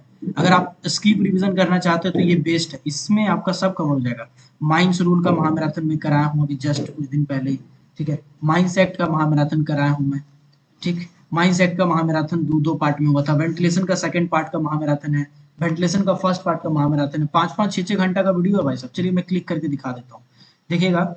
ये महामैराथन 4 घंटा 36 मिनट का है, 4 घंटा 36 मिनट अगर मैं वेंटिलेशन पढ़ाया हूँ तो आप समझ सकते हैं कितना डीपली और कितना सही तरीके से पढ़ा, वेंटिलेशन का पूरा एक एक टॉपिक को कवर करने का कोशिश में किया हूँ। स्टेचुअरी सर्टिफिकेट का ये तो बंदा ध्यान ही नहीं देता, ये कोई किताब में उतना ध्यान नहीं देता कि स्टेचुअरी सर्टिफिकेट का क्या हो सकता है। तो स्टेचुअरी सर्टिफिकेट का महामैराथन में क्लिक करके दिखाता हूँ। इसमें देखिए 3 घंटा 16 मिनट में खाली स्टेचुअरी सर्टिफिकेट के बारे में पढ़ा हूँ। तो आप सोचेंगे यार कि क्या खाली स्टेचुअरी सर्टिफिकेट को कोई 3 घंटा कैसे पढ़ा सकता है। देखो यार ऐसा क्वेश्चन पूछा हुआ क्वेश्चन है, बहुत बार पूछा एग्जामिनेशन में, राइटिंग रिपोर्ट तो ये वो लड़का नहीं बता पाता, लड़का लिख नहीं पाता, अटेम्प्ट नहीं कर पाता है। कारण ये है कि उस सिलेबस को मजाक में लेता है। सिलेबस में जो जो टर्म लिखा है खाली इसको पढ़ लेगा। सिलेबस में एक एक जो टर्म लिखा है वो एक एक चैप्टर है सर, वो एक एक चैप्टर है, ध्यान रखिएगा। एमसीक्यू भी मैंने कराया बहुत सारे चैप्टर का, सपोर्ट चैप्टर का देखिए बहुत सारे एमसीक्यू है। ओपन कास्ट को मैंने डीप में पढ़ाया, ओपन कास्ट का न्यूमेरिकल बहुत बार पूछता है अलग अलग एग्जाम में, तो ओपन कास्ट का न्यूमेरिकल पढ़ाया है। एक्सप्लोसिव पढ़ का ईएमटी है, रिकॉर्डेड वीडियो देखिएगा पूरा मिल जाएगा आपको, ठीक है। एक्सप्लोसिव चैप्टर तो ये वो सीएमआर का देखिए पूरा एमसीक्यू पढ़वाया है। सीएमआर का चैप्टर नंबर 1 से लेकर के चैप्टर नंबर 17 तक का पूरा एमसीक्यू आपको मिल जाएगा इसमें, ठीक है। एमसीक्यू का वीडियो मिल जाएगा। जनरल सेफ्टी पे कोई ध्यान नहीं देते हैं, रिस्क स्कोर पर प्रोबेबिलिटी एक्सपोजर, ठीक है। तो जनरल सेफ्टी वाले जितने भी टर्म है वो मैंने पढ़ा है, देखिएगा जनरल सेफ्टी का पॉइंट मिल जाएगा। ईएमटी वॉल्यूम 1 का बहुत सारा एमसीक्यू कराया है, वॉल्यूम 2 का कराया है, ठीक है। तो ये सब आपको पूरा का पूरा रिकॉर्डिंग सेक्शन मिल जाएगा। सिर्फ इतना ही मिलेगा नहीं, ऐसा नहीं है। आज स्टडी मटेरियल सेक्शन में जब आप जाएंगे तो स्टडी मटेरियल सेक्शन में मिलेगा असली खजाना। क्या सर?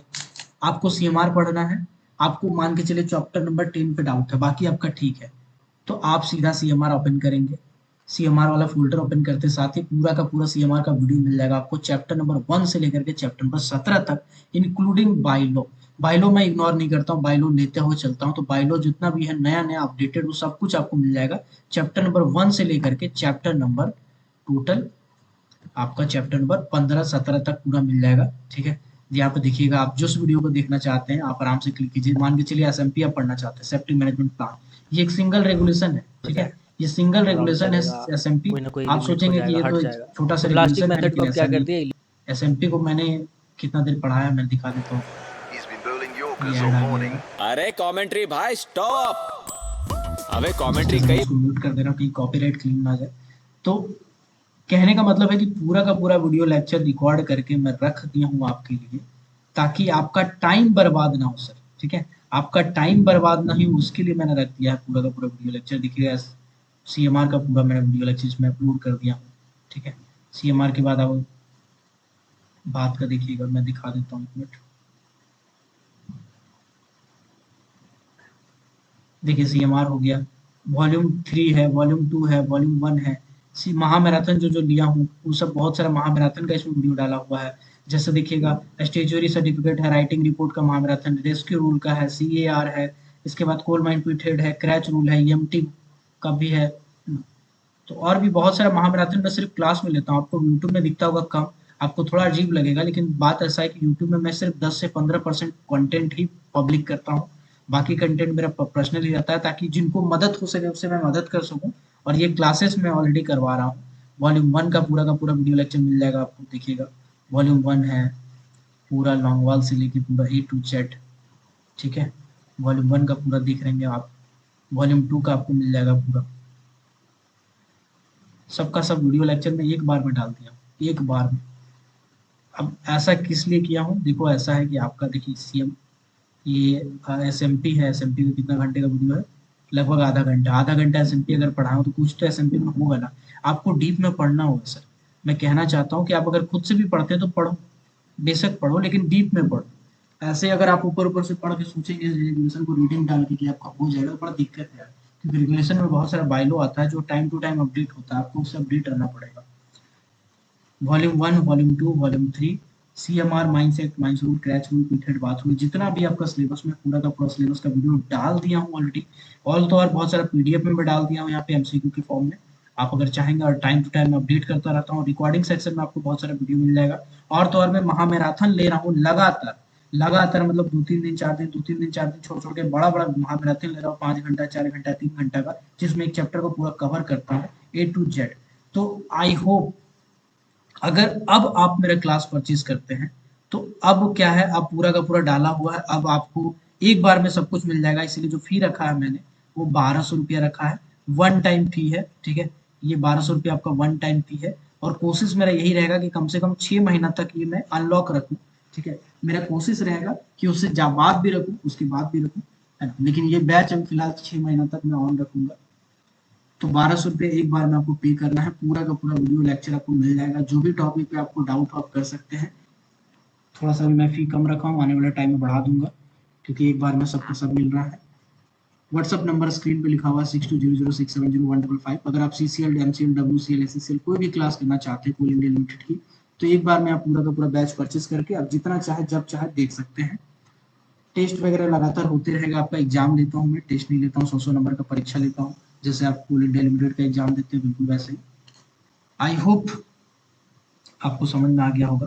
कुछ टॉपिक आपका आज का जो 10 नंबर था उसमें मैं बाकी रखा हूँ, वो टॉपिक मैं आपको बता देता हूँ कैसे पढ़ना, मैं गाइड कर दे रहा हूँ। अगर वो कर लेंगे तो आपका जो पूरा 10 नंबर है वो आ जाएगा। जैसे आपको करना है मध्य प्रदेश का जीके, ठीक है। तो आप लिखेंगे मध्य प्रदेश विकिपीडिया। विकिपीडिया लिखने के बाद पहला नंबर पे जो आएगा उसको क्लिक करेंगे। क्लिक करने के बाद आपको विकिपीडिया को पढ़ना है। आप कहेंगे विकिपीडिया क्यों पढ़ना है, तो विकिपीडिया में जो मेन पॉइंट है वो पढ़ना है। जैसे मध्य प्रदेश जो है, इसको हम लोग पहले, इसका मतलब होता है सेंट्रल प्रोविडेंस, ये सेंट्रल इंडिया में आता है। इसका जो कैपिटल है वो भोपाल है। इसका लार्जेस्ट सिटी इंदौर है, ठीक है। इसके बाद इसका जो मेजर सिटी है उसका नाम कुछ दिया हुआ है। ये second largest Indian by area है। एरिया के हिसाब से बात करें तो मध्य प्रदेश का सेकेंड नंबर पे एरिया आता है। और उसके बाद पॉपुलेशन के हिसाब से बात करें तो ये आपका 5वां नंबर पे आता है। इसका जो घिरा हुआ क्षेत्र है वो यूपी से घिरा हुआ है, ये यूपी बॉर्डर है इसका। छत्तीसगढ़ है, महाराष्ट्र है, गुजरात है और राजस्थान से ये घिरा हुआ है, ठीक है। इसके बाद मध्य प्रदेश के बारे में, एंशिएंट के बारे में थोड़ा थोड़ा दिया है, आप चाहे तो उसको पढ़ सकते हैं, तो स्किप भी कर सकते हैं, है ना। देन आप हिस्ट्री भी चाहें तो पढ़ सकते हैं, लेकिन मेन चीज आपको पढ़ लेना चाहिए, ठीक है। मेन चीज आपको पढ़ लेना चाहिए। जैसे बता देता हूँ मैं, लार्जेस्ट सिटी इंदौर है, कैपिटल भोपाल है। 1 नवंबर 1956 को मध्य प्रदेश बनाया गया था। इससे पहले इसका नाम था मध्य भारत, उससे पहले इसका नाम था विधान प्रदेश। भोपाल स्टेट सेंट्रल रीजन में पाता है। डिस्ट्रिक्ट की बात करें तो 52 डिस्ट्रिक्ट है, 10 डिवीजन है। गवर्नर की बात करें तो अभी मंगू भाई सी पटेल इसके गवर्नर है। बॉडी की बात करें तो गवर्नमेंट ऑफ मध्य प्रदेश की बॉडी है। चीफ मिनिस्टर की बात करें तो शिवराज सिंह चौहान इसके चीफ मिनिस्टर है। स्टेट लेजिस्लेचर की बात करें तो मध्य प्रदेश लेजिस्लेचर, जिसमें 230 सीट टोटल दिया गया है। नेशनल पार्लियामेंट में 11 सीट राज्यसभा का है, लोकसभा का 29 सीट है। मध्य प्रदेश हाई कोर्ट आपका पड़ता है। इसके बाद एरिया वगैरह सब दिया हुआ है, आप चाहें तो पढ़ सकते हैं एरिया। तो ऐसे करके आपको पढ़ना है विकिपीडिया से, ठीक है। ऐसे करके आपको पढ़ना है विकिपीडिया से। ऐसे और क्या क्या पढ़ना, और भी बहुत जैसे वर्ड है। राष्ट्रीय पक्षी, राजकीय पक्षी कौन सा है, तो इंडियन पैराडाइज फ्लाइकिस है। इसके बाद मसीर फिश है, फ्लावर है व्हाइट लिली, फ्रूट है मैंगो, मैमल है बारहसिंगा, ट्री है बनियान ट्री। तो ऐसे करके आपको मध्य प्रदेश का भी पढ़ना है विकिपीडिया। और विकिपीडिया में मध्य प्रदेश का पढ़ने के साथ साथ आप छत्तीसगढ़ का भी पढ़ेंगे। मेन चीज पढ़ेंगे, ज्यादा फोकस इधर नहीं करेंगे, है ना। मध्य प्रदेश के साथ आपको छत्तीसगढ़ का पढ़ेंगे। छत्तीसगढ़ में भी सेम तरीका आजमाएंगे आप। जब आप छत्तीसगढ़ का पढ़ेंगे तो सेम तरीका आजमाएंगे। जो मेन चीज है, मेन पॉइंट है, खाली आपको वो पढ़ना है। आप कहेंगे तो हम इस पे वीडियो बना देंगे, लेकिन ये नॉन टेक्निकल पोर्शन आ जाता है। मैंने आपको गाइड कर दिया। अगर आप इतना कर लेते हैं मध्य प्रदेश का, इसका, उसका, और जो मैंने बताया है, मैंने जब क्लास स्टार्ट किया था तो मैं आपको बोला था कि मैं आपका 10 नंबर करवाऊंगा। आज का वीडियो अगर आप देखते हैं तो आपका 10 नंबर आएगा। लेकिन अगर मैं आप कहता हूं कि आज का वीडियो पूरा अच्छे से ध्यान से देखते हैं, साथ ही साथ अगर एमपी का और छत्तीसगढ़ का जैसे मैं कह रहा हूं वैसे अगर आप जीके पढ़ते हैं, तो आपका 10 नंबर नहीं आएगा, आपका 20 नंबर आएगा। मैं थंबनेल पे अगर 10 लिखा हूं तो वो 10 नहीं है, 20 है सर, ठीक है। ध्यान दीजिएगा, 10 नंबर का मैंने आपको प्रॉमिस किया, 20 नंबर मैं आपको दे के जा रहा हूं। आई होप अब आप मेरे तरीका को फॉलो करेंगे। अगर क्लासेस करना चाहते हैं तो व्हाट्सअप नंबर मेरे स्क्रीन पे आ रहा होगा 6200670155। इस पे आपको मैसेज करना है, ठीक है। 1200 रुपये आपको पे करना है। उसके बाद मैं आपको ग्रुप में ऐड कर दूंगा और आपको वहाँ पे अलाउ कर दूंगा। आपका पोर्टल ओपन हो जाएगा टीचमेंट ऐप पे। उसके बाद आप जब चाहे जितना चाहे देख सकते हैं। लाइव क्लासेस भी मैं लेता हूँ, सिर्फ रिकॉर्डिंग वीडियो ही नहीं मिलेगा ऐसा आपको। रिकॉर्डिंग वीडियो तो मिलेगा ही, साथ ही साथ लाइव क्लास भी लेता हूँ, महामैराथन भी लेता हूँ, टेस्ट भी लेता हूँ, उससे भी आप अपडेट रहेंगे। अभी के टाइम के लिए 1200 रुपया बहुत ज्यादा नहीं है। SCCL का एग्जाम माथा में चढ़ के नाच रहा है, WCL का एग्जाम माथा में चढ़ के नाच रहा है, CCL का एग्जाम है। 6 महीना के लिए आपका पोर्टल ओपन रहेगा। तो मिलते हैं अगले किसी और वीडियो में किसी और टॉपिक के साथ। तब तक के लिए keep watching, keep supporting. Till then, जय हिंद।